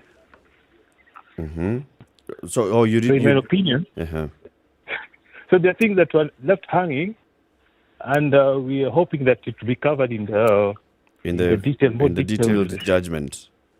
Yeah. Okay. Yeah, because in my opinion, it was not exhaustive. I think the time frame was short, and maybe these guys were hurrying up. That you feel that they had too short a time to actually conclusively look at this.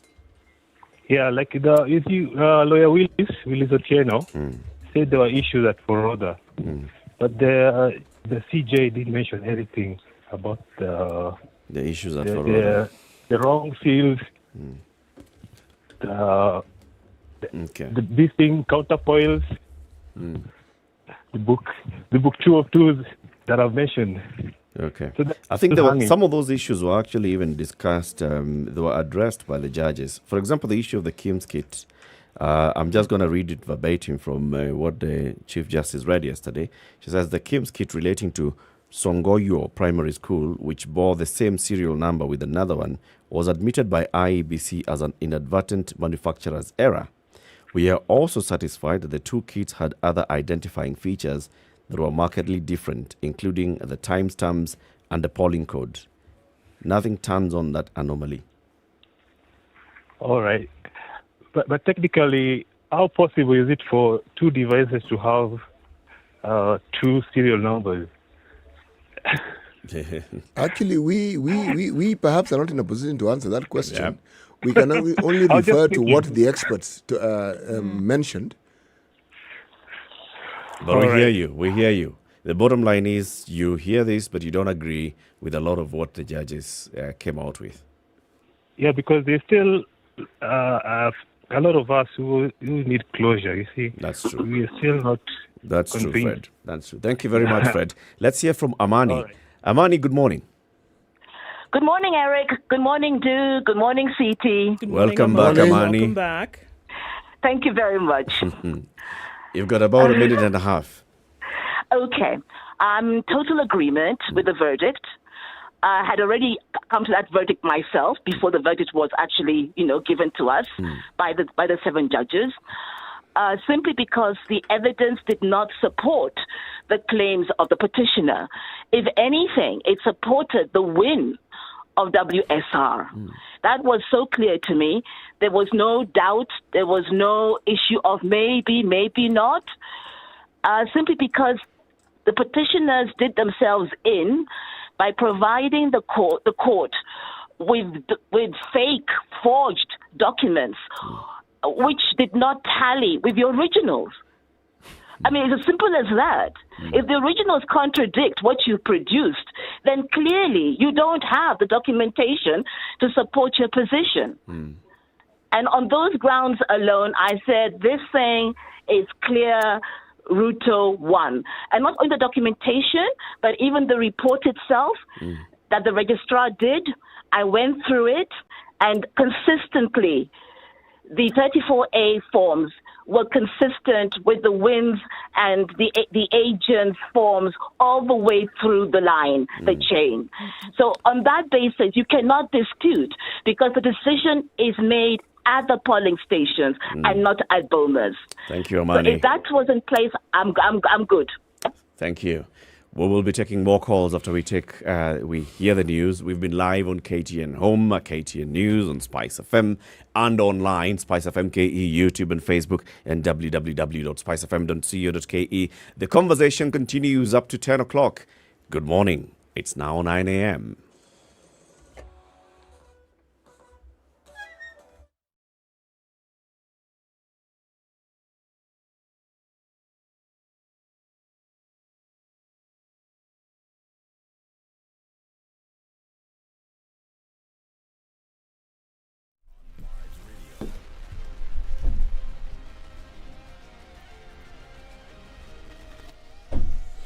Good morning. This is the Newswire. I'm Leah Ubaga.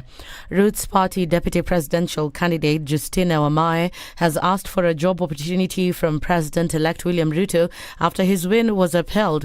While congratulating Ruto and his Deputy-elect Rigathi Gachagua, she asked them to give her a job as she is ready to serve. This will be the second time that Wamae publicly asked for a job opportunity from Ruto. Wamae asked for an opportunity to serve the youth. Her remarks are, however, contrary to that of her boss George Ojakoya, who yesterday said that he'll be in the opposition so that he can keep Ruto's government on its toes to deliver on its manifesto. Elsewhere, NARC Kenya leader Martha Karua has sent a message of gratitude to all Kenyans who voted for Azimio la Umoja. Martha further thanked them for standing with the alliance and for their courage, fight and patriotism. Karua yesterday said that she accepted the Supreme Court's verdict but did not agree with their ruling. Former AIC Archbishop Silas Yego has congratulated President-elect William Ruto, further advising him to collaborate with all leaders irrespective of their political affiliations. Yego told Ruto this was the only way he would be able to unite and comfortably serve all Kenyans.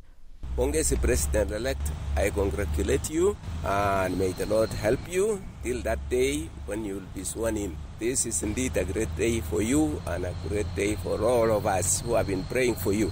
Jambo la pili, yaliyopita sindwele. Na katika Biblia Paulo alisema, mimi siyakumbuki yaliyopita, na chichimulia yaliyo mbele. I want to request the leadership now, Deputy President, that from now on, let's move forward. May the Lord bless our country, and for our citizens, remain calm. We know those who are hurting, but God will heal you. I'll pray for all of you. He further urged ODM leader Raila Odinga not to give up as he still had goals to achieve. He also congratulated the outgoing President Uhuru Kenyatta for achieving a lot in terms of development. The Right Honorable Amolo Odinga, you have tried, Papa, and we've seen your hard work. Relax. Who knows the future for your generations to come?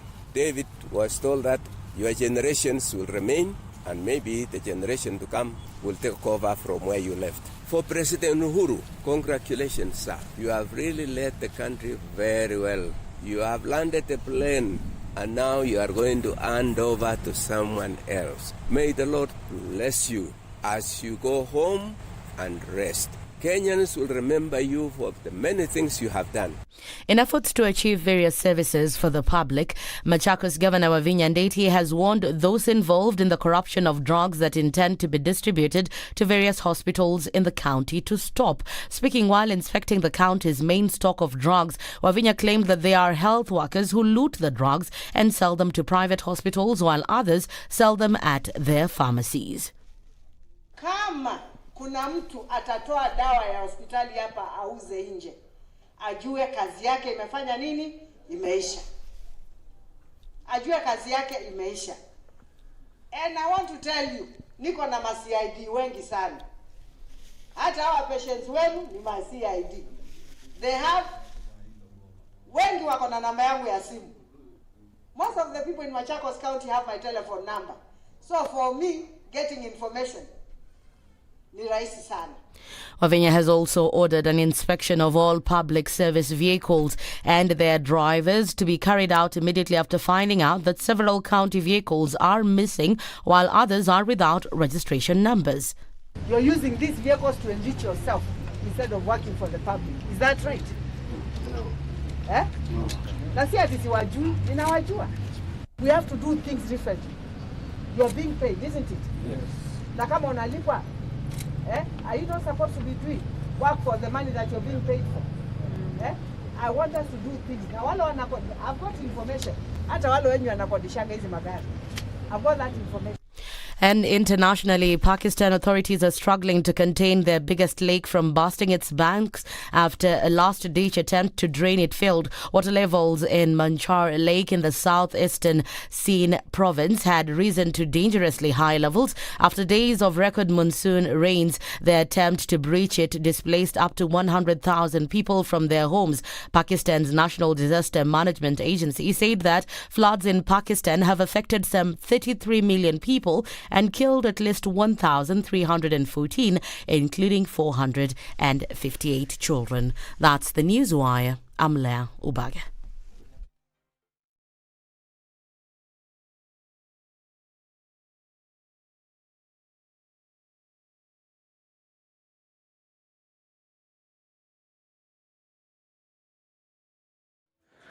Okay, so this morning we're looking at traffic still really heavy in certain parts of the city. Coming off the Thika Superhighway, that has been a thing all morning. Jogger Road, really heavy traffic. And whatever is going on the Red Hill Link Road that is now connecting Waiaki from James Gishuru is an absolute nightmare.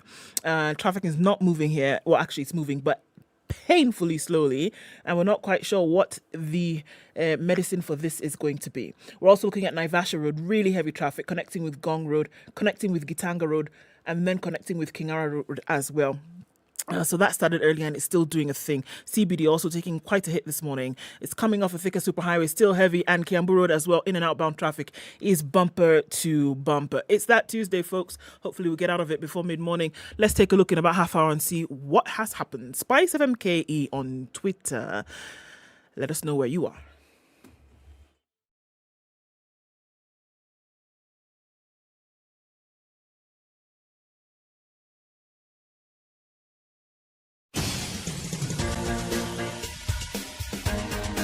This is The Situation Room, the home of hard-hitting political commentary and penetrating insights about the state of the nation. This is a talk radio experience like no other. The Situation Room, a place for hard truths, debates, and elevated conversations. The Situation Room, witty, political, engaging, deep, controversial. In the room, we have C.T. Muga, researcher, academic, seasoned political observer, a fountain of wisdom in these politically uncertain times. Ndu Oko, Nigerian by birth, Kenyan by choice, communications expert, Pan-Africanist, a truth seeker and believer in people power, and Eric Latif, agent provocateur, the man in the chair, seasoned journalist, news hound, a man who believes in punching up, It's not 7 minutes down. after 9. Good morning and This welcome is to the final hour of Kenya's biggest conversation today.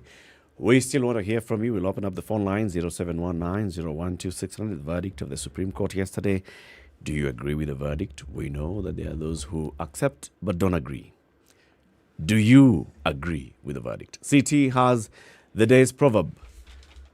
Yes, very simply. Don't cough in a hiding place. Don't cough in a hiding place. Mm-hmm.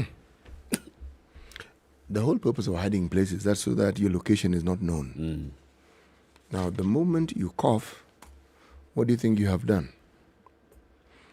You've exposed yourself. You have made possible, yes, you've given people knowledge of where it is that you are hiding, if indeed you are hiding. Unless, of course. And of course, you have to ask, why were you hiding? Why are people looking for you? Yeah, why are you hiding? Why are you hiding? Can't you just... Okay. All right. So, back to the phone lines on 0719-012-600, talking about the verdict from the Supreme Court yesterday. John in Nairobi. Morning. Good morning, John. Hey, how are you guys? We're very well, thank you. Yes. I totally agree. Agree with? With the verdict of the Supreme Court. Oh, okay. Yes. I thought that was the question. If you agree or you don't agree. You almost started me wondering. I totally agree with the verdict. Okay. And it is obvious. I mean, it doesn't matter which political divide you stand in. The petitioner's case was very weak. Very weak. I think every question that they asked, the IBC had an answer to it. If you listen to the whole process, every question they had, the IBC had a very, very good answer to it. So I know people are hurting, but rationally, you look at it rationally, I think the judges, the Supreme Court gave a very good verdict. My only concern is that as we move forward, how do you deal with the many things that happened between the day the election was announced and not actually the day the election, from the time we voted and the day the election was announced? Because it appears there were so many forces which wanted to subvert the will of the people of Kenya. So how do you deal with that? Yeah, that's my fear. And especially when I heard that even an army officer was involved in doing that, to me that was very scary. Because as a country, it doesn't matter what you do, it don't involve the army in your civil matters. Because immediately you do that, then you are going to very, very dangerous areas as a nation. So that to me is the biggest concern. That how do you deal with that? How do you deal with these 4 commissioners? Yeah, because if you ask me, we cannot just say that it is over. Something has to be done for the sake of the next election. That's true. One of the things I suggest, maybe we need to have a commission and just find out exactly what happened and who tried to subvert them. Because to me, that is equal to a coup. We don't need another commission, John. to me, that it's very serious. So this one is a truth-seeking commission, like what Sidi was asking. Will we ever know the truth? To me, it's very serious because to me, this was more like a coup, if it is proved. Okay. It's more or less like a coup, yeah. Thank you, John. Let's hear from others. Karanja in Naivasha, good morning. Good morning, Eric Ratif and City Muga and Duoko. Good morning, sir. Karanja, how are you doing? Yes. I'm very fine, City Muga. Now, Now the thing is, let me say I am okay with the judgment by the Supreme Court. Given the fact that I was supporting a UDA candidate as a woman here, a governor, and he's now a governor. I'm very happy for that. Now, what about the 4 commissioners who left, who gave some issues there in Serena? These people, they are supposed to be in committee. I thought doing what? I thought Mother Kome could have sent them to committee because they have already breached the constitution. Yeah, something must be happening, my friend. There's a whole process of dealing with somebody who occupies an independent office such as this one, a constitutional commission. Okay. Yep. No problem. Okay, let's say they were taken to court. What offense would we be accusing them of? for walking away, where they know the ugali is already ready on the table. This one is not good, my friend. Eh? Yeah. I think that's why the judges maybe said that they were in their more detailed judgment. They are going to prescribe some of the things that they feel should happen to the commission. But thank you, Karanja. Okay. Let's hear from other callers. Benjamin is in Eldoret. Good morning, Benjamin. Good morning. How are you? Very fine, thank you. Good. So I totally agree with the Supreme Court ruling. Although I just took issue with the language. When the Supreme Court starts calling things like hot air, fabrication, wild good chase, you sit back and you wonder, was that really necessary? Was it? Even on one of the issues, although I still agree the verdict should have come the way it came, I was looking through some of the affidavits, like the affidavit by Chebukati, where I just wanted to know what is the exact voter turnout. They couldn't give you a percentage. There is a part, it contradicts the Form 34C, and I think the total of 32B contradicts. But you see, when all that happens, we all agree. The Supreme Court must be able to point out those issues. Even the issue of the King's Kit in two different places. They should have gone ahead and told us that in geolocation and locating the King's Kit, they were actually where they were supposed to be. Don't just tell us about civilization and that. Although we totally agree with the ruling, because I felt that from the start, you could tell that the result had not gone the way somebody in power wanted, and that's why we ended up where we ended up. Thank you so much, Terry. Thank you very much. Zachary. Yo, you people, good morning. Good morning, Morning, person. I'm okay, and I hope everyone in the studio is okay. And now we are one Kenya, we are united. Okay. I have been listening to the submissions by the council, both sides, and let me say that the petitioners lawyers are very good poets. They can write very good poems and emotional poems to persuade one to think that they have been aggrieved. And I thank the judges. I thank the judges because they were sober.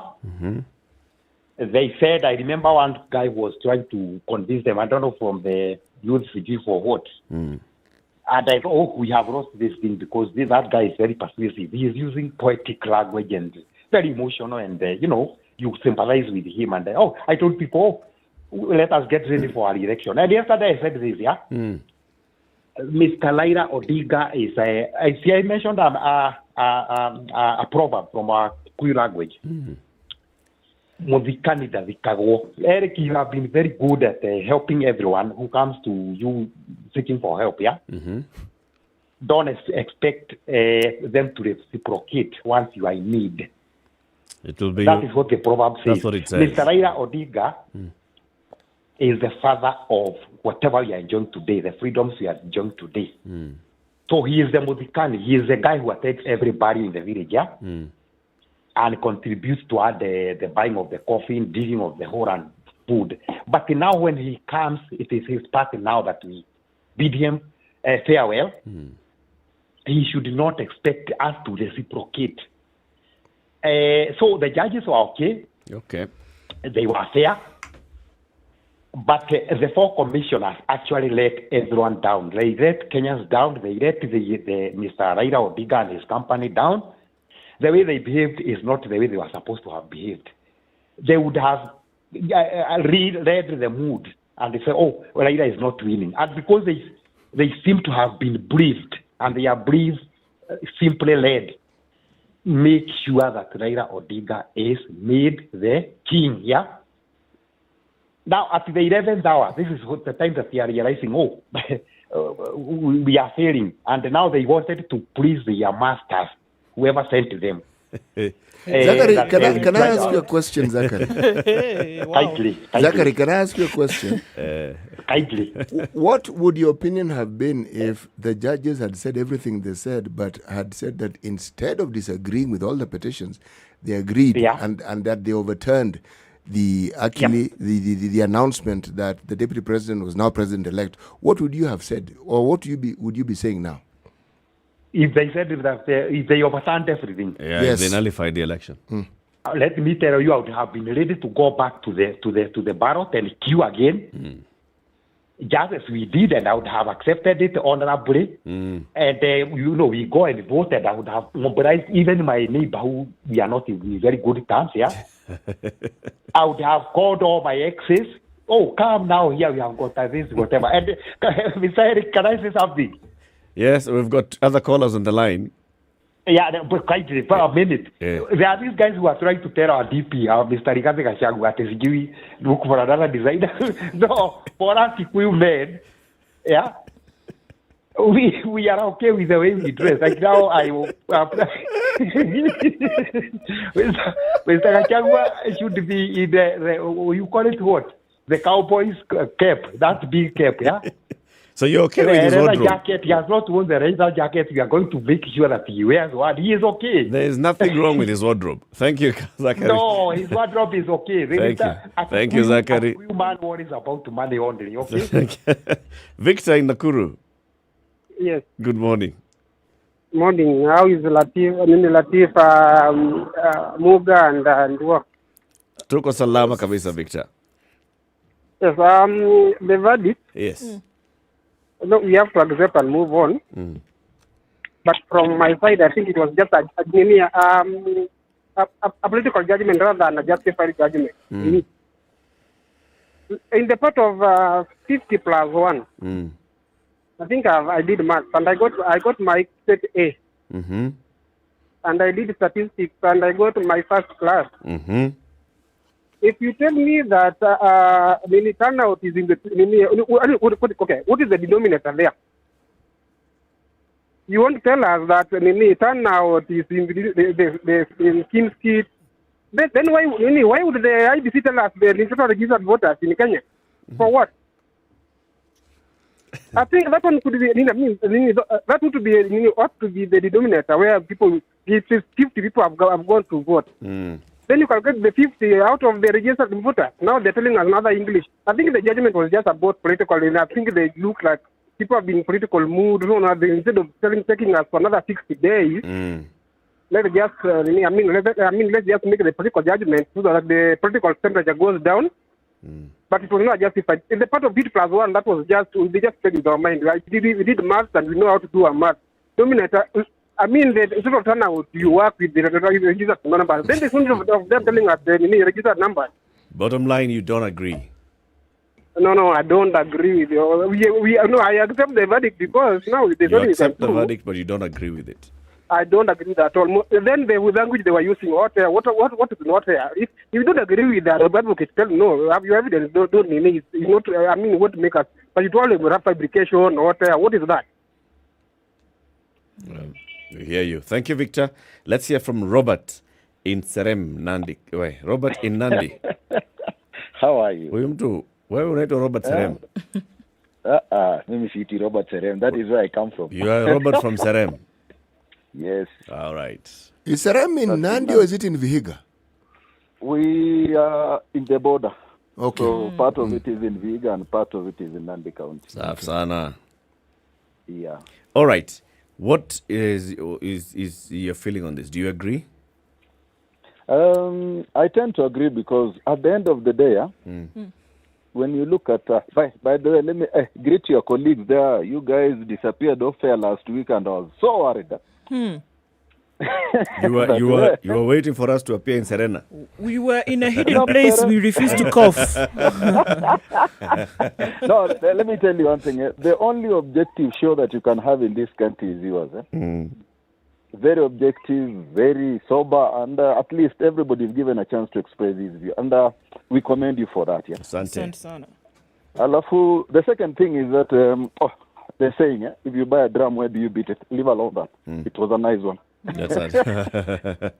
All right. Hi, do you agree? I do agree because at the end of the day, look at the kind of evidence that was being presented by Azumio. It was lacking a lot of merit. And I was following it up, even the forms that had Kamago on it, and I followed it up. But then the problem there is that the company that was given printing of materials is not the one that was given the tender for IT. Maybe those are questions that Zimi should have gotten into and try to look at and get a lot more evidence. But last but not least, this thing was won in the polling station. And that is where Azimio was absent. And I think that is what turned everything upside down. And then by the end of the day, in the Bible, I'm told there are a lot of bad people, prostitutes, dictators, and all that. And we use the Bible as the basic book of guiding people in terms of norms, So to me, I think let this country learn. If the next president who is coming in, we are now being told the best president that Kenya has ever had is Kibaki. I'm really looking for that we get another president who is even better than Kibaki. By not changing those leaders or having the status quo continue, you would never get those things. Those changes are very good because at the end of the day, we are able to say the next president was better than this one because we keep on changing them. That's true. Last but not least, William is also a Kenyan. Raila is also a Kenyan.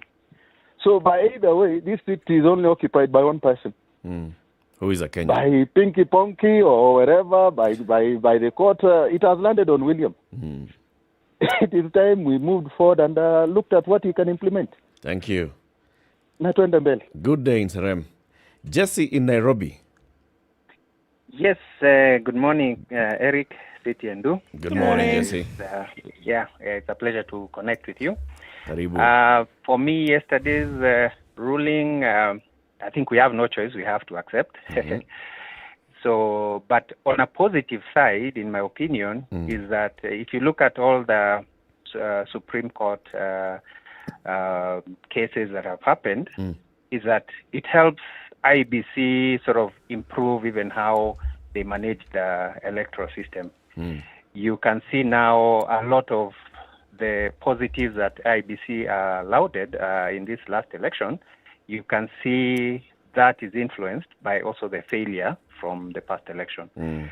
So it's good that also we've had these petitions because in the bigger picture, they are sort of helping, tie the loose ends which we know are there. So I think that's a bigger win. Positive, yes.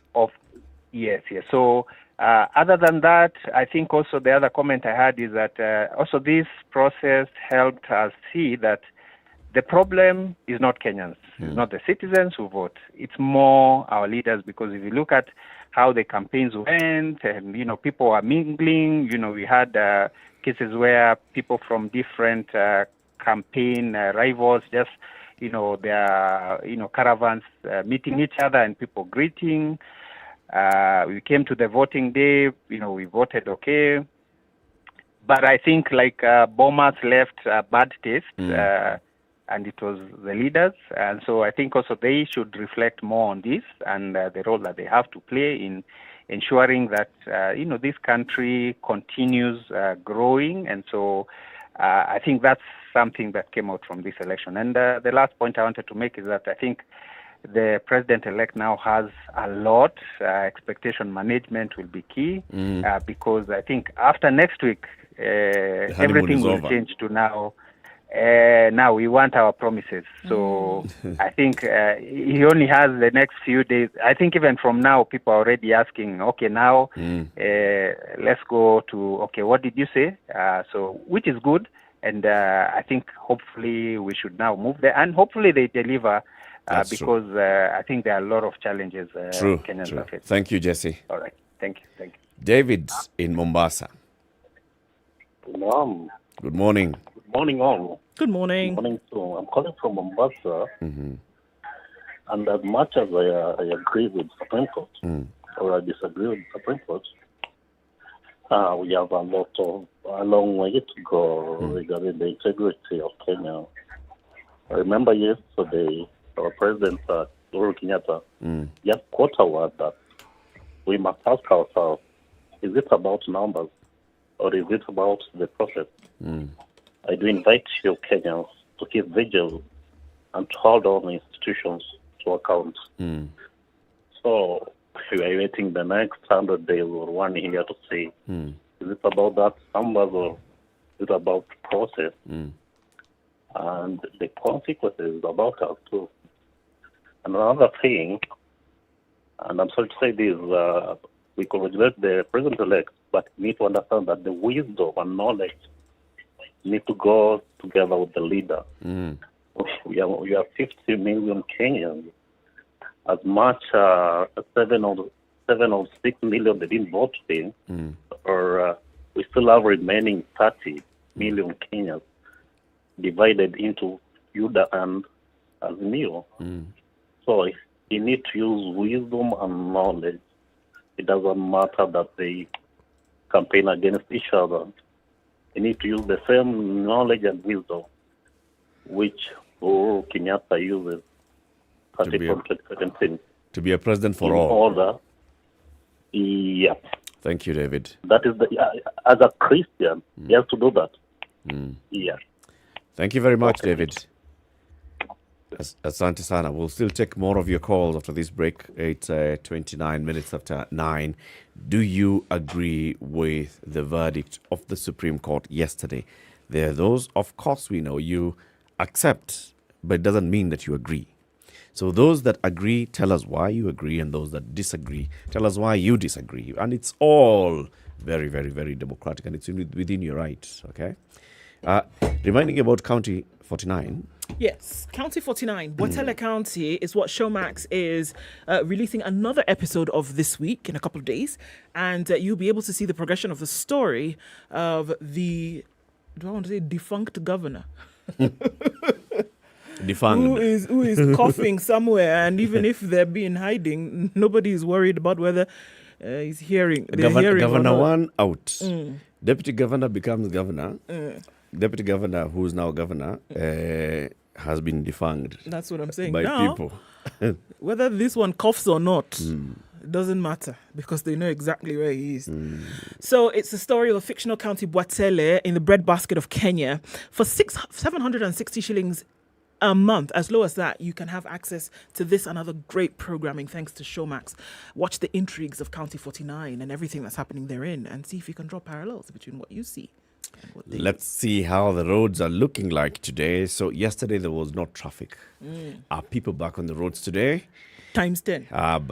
So let's find out which roads to avoid and which ones to try and use. 9:30. Good morning.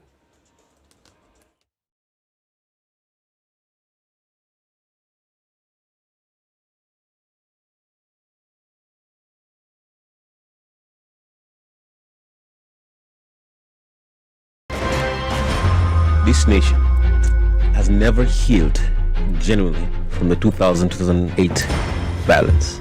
We've never had a healing process. We've swept it under the rug. Let me tell you, the handshake was the most disastrous political event in the history of country after the coup attempt of 1982. There's no Kikuyu pothole, no lack of water, or Kamba, lack of traffic. There is no Luya lack of drugs in the hospitals. Or Jaluo one. All our issues are the same issues. If you are in a room and just about everybody in that room has a court case or another, what impression does that give you? What are you saying? Why haven't you done it in the last 20 years? But they're telling us, like August, some miracle is going to happen. My friend, I want to tell Kenyans you'll be in for a rude shock. The Situation Room. Looking at cloudy Kenya's biggest. In Nairobi this morning, we will see highs of 25 and lows of 15, and it's cloudy at 16 in Nakuru. Highs of 23 and lows of 13, and 14 will be the low in a cloudy. Nyeri at 16. It's 15 and sunny in Eldoret, highs of 22. And the rain is now coming down in Mombasa at 24, and we'll see highs of 28 in a now sunny Malindi. Mostly cloudy conditions at 23 in Kisumu, and it's cloudy at 23 in Kakamega as well. 22 and cloudy in Kampala. It's raining in Dar es Salaam at 24, and we'll see highs of 29. It's 15 and sunny in Johannesburg, highs of 27, and we'll see highs of 30 in a now cloudy Lagos at 24. It's 24 and sunny in Kinshasa, highs of 33 today. 30 will be the high out in Beijing, where it's currently sunny going into evening Tuesday. And it's 17 and cloudy in Paris. Highs of 22 will be realized in London, where it's cloudy at 16, and there's aerial flooding. A watch for that in New York. It's currently Monday night and cloudy at 23.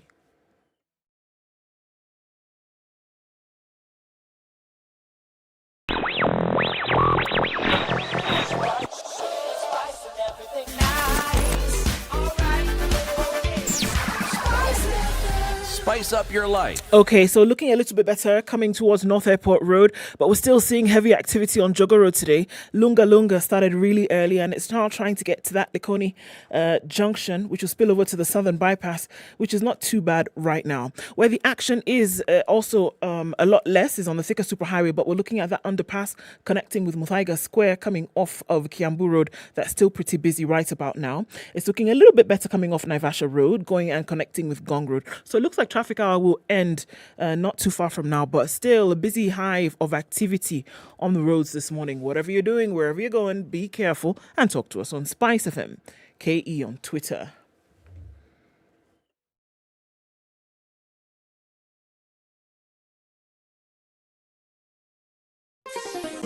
Chilled Spice.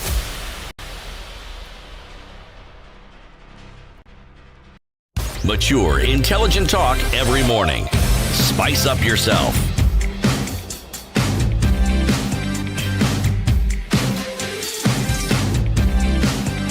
Mornings done right. We continue with the conversation. The Situation Room on Spice FM. Eric Latif, Ndu Oko, and CT Muga. The judges said what they said yesterday. Raila, Karua, and President Uhuru Kenyatta say, in many words, or in few words, we accept, but we don't agree. Look, I think one thing that's very important to say in all of this is that we cannot run away from the fact that a very large number of people feel the sting from this.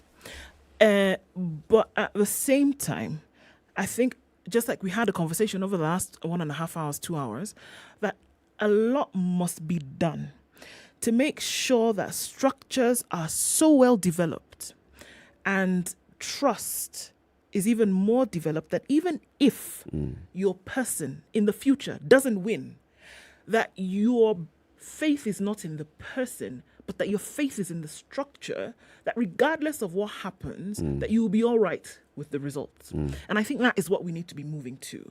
And I think that every time we see, well, as the years have progressed, there's been peace, relative calm, etc. I think Kenya's coming to that place whereby hopefully, with work being done on these said structures, that people will get to the point where an election is simply that, putting somebody in a position of authority to guard over these structures that have been well developed. And if Kenya can get to that point, I think all of this, the sting that you feel, will be largely reduced. The need to also, unfortunately, in many cases, gloat over a victory also will be reduced, because you realize this is not about your personal gain, but this is about the vanguarding of structures that are in place to make sure that the country goes forward. That, I think, needs to be the focus. That's true. In fact, Ruben Kigame has tweeted and says, following the Supreme Court ruling, we cannot hide from the fact that our country is deeply divided. There is an eerie calm everywhere. To move forward, we must talk to each other and listen to one another. 7 million cannot move forward if 43 million are left behind. As we chart the way forward for Kenya, let's be careful about using God's name in vain for political convenience. Bottom line, God loves and is interested in those who celebrate as well as those who are brokenhearted. He is available for those who voted and those who did not. Perfect. You know, talking of God, those who mention God's name and who would like others to believe that they are indeed believers of the said God must also understand that the book that they use as a reference point in terming these things also says that leadership is from God.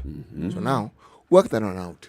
You didn't crown yourself king. No, just work that one out. If you believe in a God and you believe that God is in charge, then take the view that you may disagree with the person who is about to be your president. Yeah. You may even disagree with the process. Yeah. But if you do believe in that God, then understand that you may not necessarily understand it, but that God has actually taken a decision. Now, it may not be to your liking. It may topple you upside down completely. Yes. You may feel, no, this God has got it wrong. I don't even want to eat today. Yes, no, God, you may feel like you want to have, determine a certain, committee or... to vet God. To tell God. Look, there's You in the heavens. There's certain issues you need to consult us before you go around doing, okay? Because some of these things we understand better. You know, God, we're the ones who live here. Send you to go ground. Yes. Literally. Now, since you come out to our ground, we're telling you, God, please pay attention to this thing. In future, be asking us first. Don't just go around.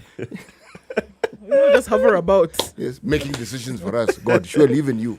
I think that's a very relevant point. Say it again, Titi.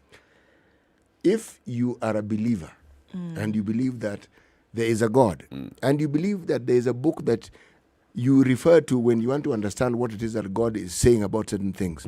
I'm saying among the things God says with great clarity in that book is that leadership comes from Him. Okay? It is Him who... Now, this has nothing to do with whether you like it, don't like it, you think it's a good thing. Not really. It is that. Now, your faith or your belief often has nothing to do with what you like or what you don't like. If that is the position you've taken, that you believe. Faith, they say, is the substance of things hoped for, the conviction of things not seen. That's Hebrews 11, just so that I can give reference. Now, if you don't agree, and you're the sort of people who believe that, yes, again, God gives you the opportunity to disagree with Him, come, let us reason together. And you want to form a select committee to tell God, listen, this thing, you've got this one wrong. Okay, just so that you know. Us on this planet, there's a country called Kenya. We live there.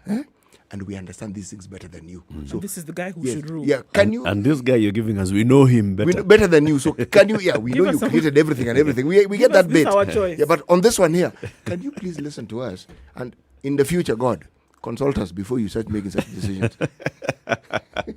0719-012-600. Do you agree with the verdict of the Supreme Court? The other thing that we also must do, if we all say we accept, then let's take over the job that we have to do. We, the citizens, we, the voters, even those that did not vote, which is accountability. This is the point when we start looking at all these elected leaders. So you are our MCA. You are Robert Alai. You campaigned and said you're going to do all this. You're going to go to City Hall and you'll champion for Kileleshwa Ward to have this, and the other. Robert Alai, this is the time. Now start delivering. Jalango, you promised this, and the other for people of Langata. Okay, we've got you. Okay, sawa. You're going to Parliament on Thursday. You'll be sworn in. You'll become the now Member of Parliament for Langata constituency. Giboini with your many wards till Dagoretti ward Kenyatta. This is it. You, Johnson Sakaja, you told the children of Nairobi that you'll be eating free lunch. Okay. Sawa. When does the free lunch begin? Okay? Those things we have Nairobi. Not one ward, the whole of Nairobi. Yes. You said. He actually said that. Yes, he did. And he said it in this studio. I'm saying it. I said, has hit home now. Yes. He actually said it. Yes. We can say, okay, so he's waiting for the new county assembly to see it to be constituted, and then he can budget, supplementary budget. Sawa. Give us a date, timelines, all right? So the children can know as we start planning. We're in September. In November, lunch begins. We have to start doing those things. William Ruto, 5 billion funds due for what? 50 billion fund for what? When do we start expecting to go and apply for this money? And how do we go about it? Yes. Who do we need to go and see? Which ministry do we find this thing enshrined? By the way, just so that we understand, this thing about being a Kenyan and then you sit back, not working. It doesn't work anymore. No. It doesn't end with you having voted. No. It starts with you having voted. Absolutely. Now hold your leaders to account. And grasp this thing called participatory governance. Yes. Absolutely.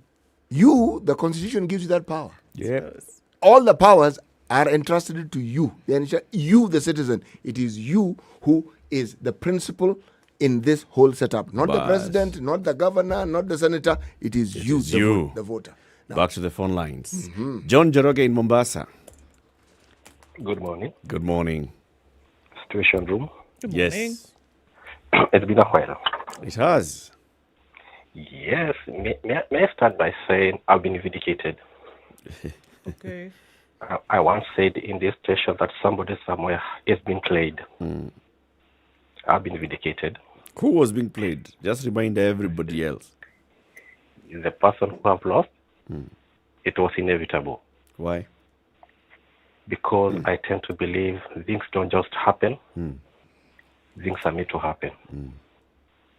And by saying that, there's always a bigger picture on the things that we are shown. And in this sense, I think the bigger picture is that we need to respect the rule of law. And if you look even at the United States, the people who made the Constitution what it is today, it is men and women who were there as leaders then. Here in this scenario, I tend to believe something somewhere went on behind the scenes. And it's not private to us. But we are being shown that every time we have an issue, we should always look at the court so that they can be in a position to tell us exactly how to proceed with it. So we Kenyans can be thinking that maybe whoever have won really. But behind the scenes, I have a feeling something more bigger have happened. And it has made our courts more stronger. And that in doing so, strengthening our institutions. That's the kind of I'm looking at it from that aspect. That you feel that the judiciary has entrenched its independence. Yes. And the Constitution. And that either you agree with it or not, you have to abide by it. Okay, that's true. That's a good point. That's a good point. Thank you very much, John. You're most welcome. 0719-012-600. Do you agree with the verdicts of the court? Many comments on social media. Yeah, quite some. So Lisa Pablo says the goal of the misinformed walkout by the 4 commissioners was simply to sabotage the process and give people the opportunity to question the legitimacy of the election. The court made a good political decision by disregarding the split commission. Okay. Ray Carey says now from yesterday he started fearing women. Okay. Because the president of the Supreme Court. Yes. Okay. Ace Spark says, I agree but don't accept. Phrase is being used by people to try to sound smart, but they're really not. Okay. Shiko says it doesn't matter. Dolly says that chapter is closed. Kwamboka says no. The language used by the CJ was demeaning. It sounded more like a UDA political rally. My goodness. Jason says, you can't tell me that the difference between 3 million votes for the presidential candidates and 2.5 million votes for the gubernatorial in Mount Kenya was because of citizens in the diaspora and prisons who only voted for the president. Tulikubali Shingo Upande. Okay. Vincent says, in Kenya, everything is influenced by money. Even that a small thing, it is money. Wow. We are having opaque institutions. Anyway, moving forward, we will live as one country enjoying the consequences, either good or bad. Coet says, well, it's over. Dixon says, well, it seemed as though there's more lawyers used forgery and hot air proof. All right. Said says not really, because the lawyers indicated and proved all the mistakes done in the elections, but still nothing like justice has been done so far. Many. Quite a number. Let's hear Patrick in Nakuru. Good morning, Patrick. Morning to you. How are you? We're fine, thank you. Yes, concerning the discussion that we are having right now. Yeah. Do you agree? I tend to disagree with some of the aspects. Yeah, because, you know, in Kenya, from our historical understanding of things, we've known how things go on in Kenya. And one of the things which we can be able to say is that there has not been an equitable way of handling things.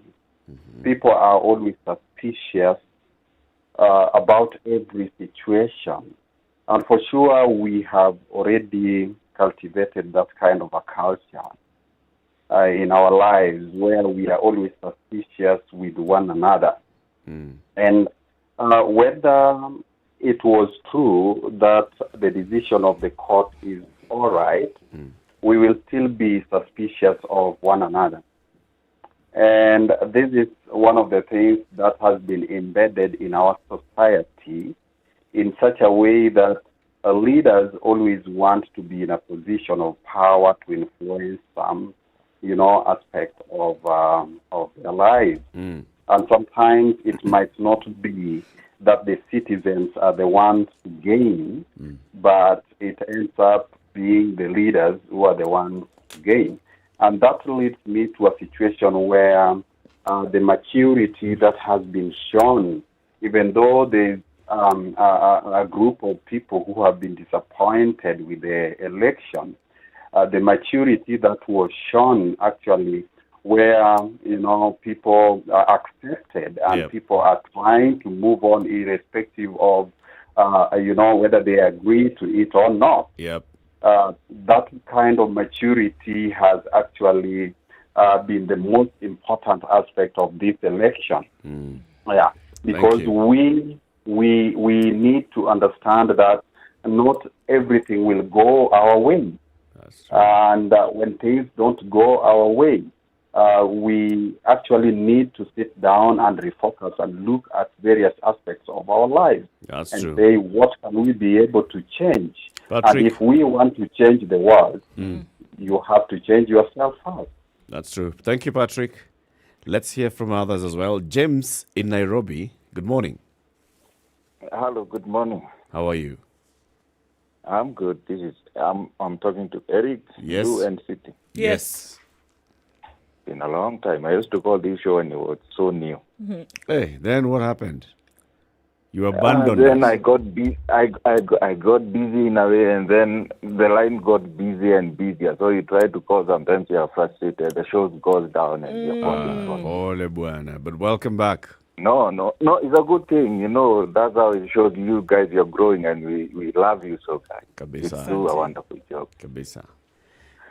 Now, I think sometimes back there's a guy called PLO Lumumba. Yep. And PLO Lumumba said one day in that Supreme Court, the minimis. of the small things, the Lord knows no cure. It does not matter whether you've gone to university, done all these professor things, and all. Sometimes people are overrated. It's not the quantity of the evidence you give, it's the quality of evidence you give. We've been following these things. And I remember when Justice Muilu said, ni kama drama, ni kama video. It's the time I could sense this thing is done. It's only they could give them that respect. Otherwise, they could have said there is no case here a long time ago. We should not be mad with Raila for going to Supreme Court. We know Raila naturally is a bully. So whoever is surprised has a problem. And I drive a lot at night. Sometimes you see the car, it actually is not on high beam, but it's so bright. So at night when you're driving, you don't need a car with bright headlights. You need a car with focused and sharp light. That was what has happened to me. They created a lot of drama. We came to realize by the end of the day, we citizens, we are so mature. All what we have in this country is immature politicians. They could fight over the screen, regardless. They don't even care whether kids are watching them. I thank God this thing is done and dusted. Thank you, James. And we have no issue as Kenyans. We continue. They have the issue. Irregardless. We continue. Now, Ruto promised us heaven. We are at the gate of heavens now waiting for him to come and deliver. Yeah, whether we voted for him or not. And if he doesn't, we deal with If him. he doesn't, then you see even the way Sakaja promised everything. For the first time we listen to you, the way you give your grammar, and the way you elaborate everything to us. But next time, it's not about you coming and telling us what you do for us. Now we sit down and analyze what you've done for us. Yep. So that's when we realize, are you a big mouth or you action guy? They have been given their chance, let them pee over it or do something good with. But for Raila, we grace him the honor, let him retire honorably. I think Akina Orengo have been trying in an orthodox manner, trying to push Raila edge Raila out, because in their mind they think if Raila is out, me as Orengo, maybe I'll be the kingpin of Luo. So they have been. It's a funny thing, but anyway, somehow we have managed. We have gotten there. Thank you, James. But Thank you all for right, thank you you're for most calling and welcome. have a good day. Keep trying to call. You- Our line is I always never open. give up. Asante. Okay. Let's cross over to Nakuru. David. Yes, good morning. Good morning. Thank you. I hate the modern world and everything it represents. It's barbarism, it's licentiousness, it's false justice, it's wars, it's Putin's, it's Hitler's, it's Stalin's, everything. Everything. The trouble with us, Eric, Yeah. we can't look the truth in the face. Mm-hmm. It dazzles us with its brilliance. It hurts us. It irritates us. It terrifies us like Lady Macbeth before the ghost of Banquo.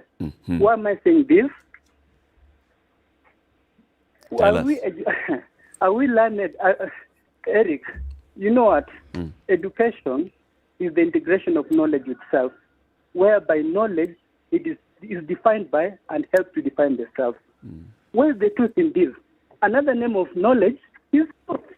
But according to that judgment, we are not told the truth.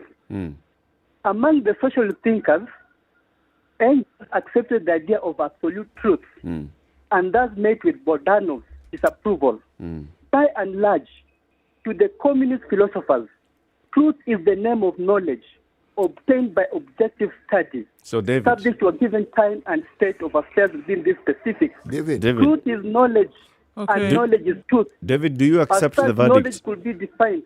Do you accept the verdict? Okay. I just go with the but I don't accept it. But let me ask you this question, David. Why do you think that people go to a court? Is it to seek legal justice or is it to seek the truth? Okay, to seek the truth, but there's no truth there. That's why I told you. Perhaps I hate this you went to the modern wrong way. place. Perhaps the place to but look for the truth is not a court of law. No, Eric, No, this is CT. This is not Eric. This is CT. For city. Yes. Thank you. What we need is the truth. That's what we need the truth. City man by nature is not a moral animal. On the contrary, he's the most corrupt animal under the firmament of heaven. Yeah. And what I'm saying is this, as such, knowledge could be defined as constantly changing objective truth corresponding to even changing environment. Okay. Yeah. Okay. Yeah, we are sad. Pole and Let's move Thank on, you for but calling, you're sad. David. Thank you, Eric. Thank you May for God calling. bless you. You May too. God bless you. You too. 0719-012-600. Question is whether you accept the verdict of the Supreme Court yesterday. More comments on social media as well that we're looking at. Yeah, so one comment that came in was like, what does it matter? What kind of a question is that? And I think we cannot run away from the importance of ventilation. Yep. Open the window and let some of the pressure out. And Yep. that's what talking about some of these things does. And I don't think the value of doing that is something that is untold, right? So whether an agreement or not, it makes no difference. We move on with Ruto, and that's what Bram says. Fortunately, according to Andrew, there was no do or die attitude towards this presidential poll amongst the general population. As for members of the political class, their interests were mostly transactional and they will just move on to the next opportunity. Mitch says something and he says, partly, but I hope KK supporters would have the grace to celebrate knowing Azimio supporters are our neighbours and friends. Let's not irk them for exercising their democratic right. We're all Kenyans, and if Ruto rules badly, we're all in. That's a point. Now we all converge and we say, so this man is going to be sworn in as president on Tuesday. He will take over the reins of the country as president, head of state, head of government, commander-in-chief of the defense forces of the Republic of Kenya.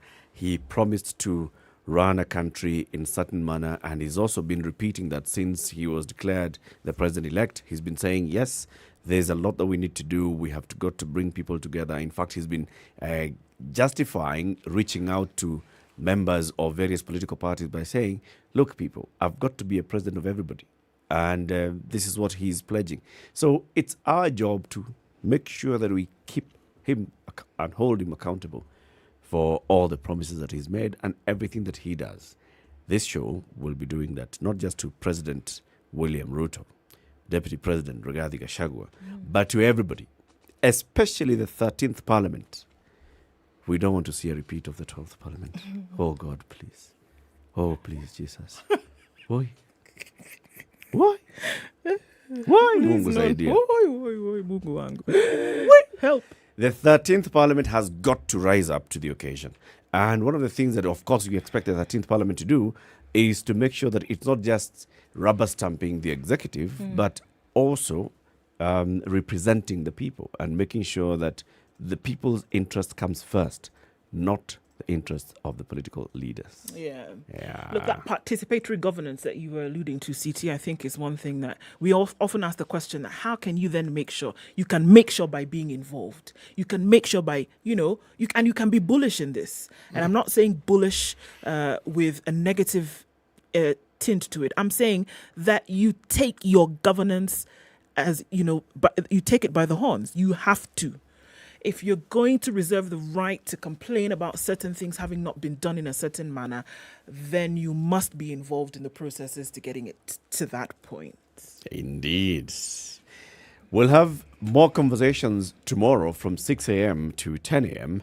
where we'll be talking about everything else that's happening in the country, around the world. We'll have a new Prime Minister in Britain tomorrow morning, in a couple of hours' time. Boris Johnson has already addressed the country from the steps of Downing Street, and he says, you see these power bills, these high power bills that you're having in the UK, it's because of that man called Putin. It's because of him. Anyway, remember to watch County 49 on Showmax. It's very interesting and intriguing series. 2 episodes in, more episodes coming out as weeks go by. Have a lovely day, Ndu. Say goodbye.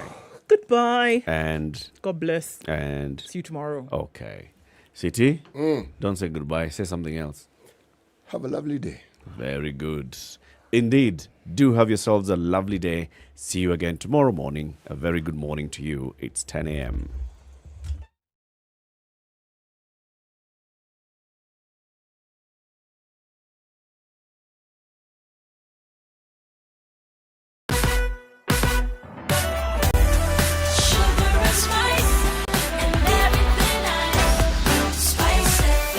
Spice up your life.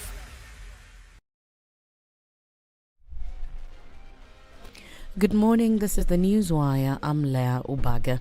Women leaders in Cherangani constituency, Trans Nzoia County, have held a peaceful procession to celebrate the victory of President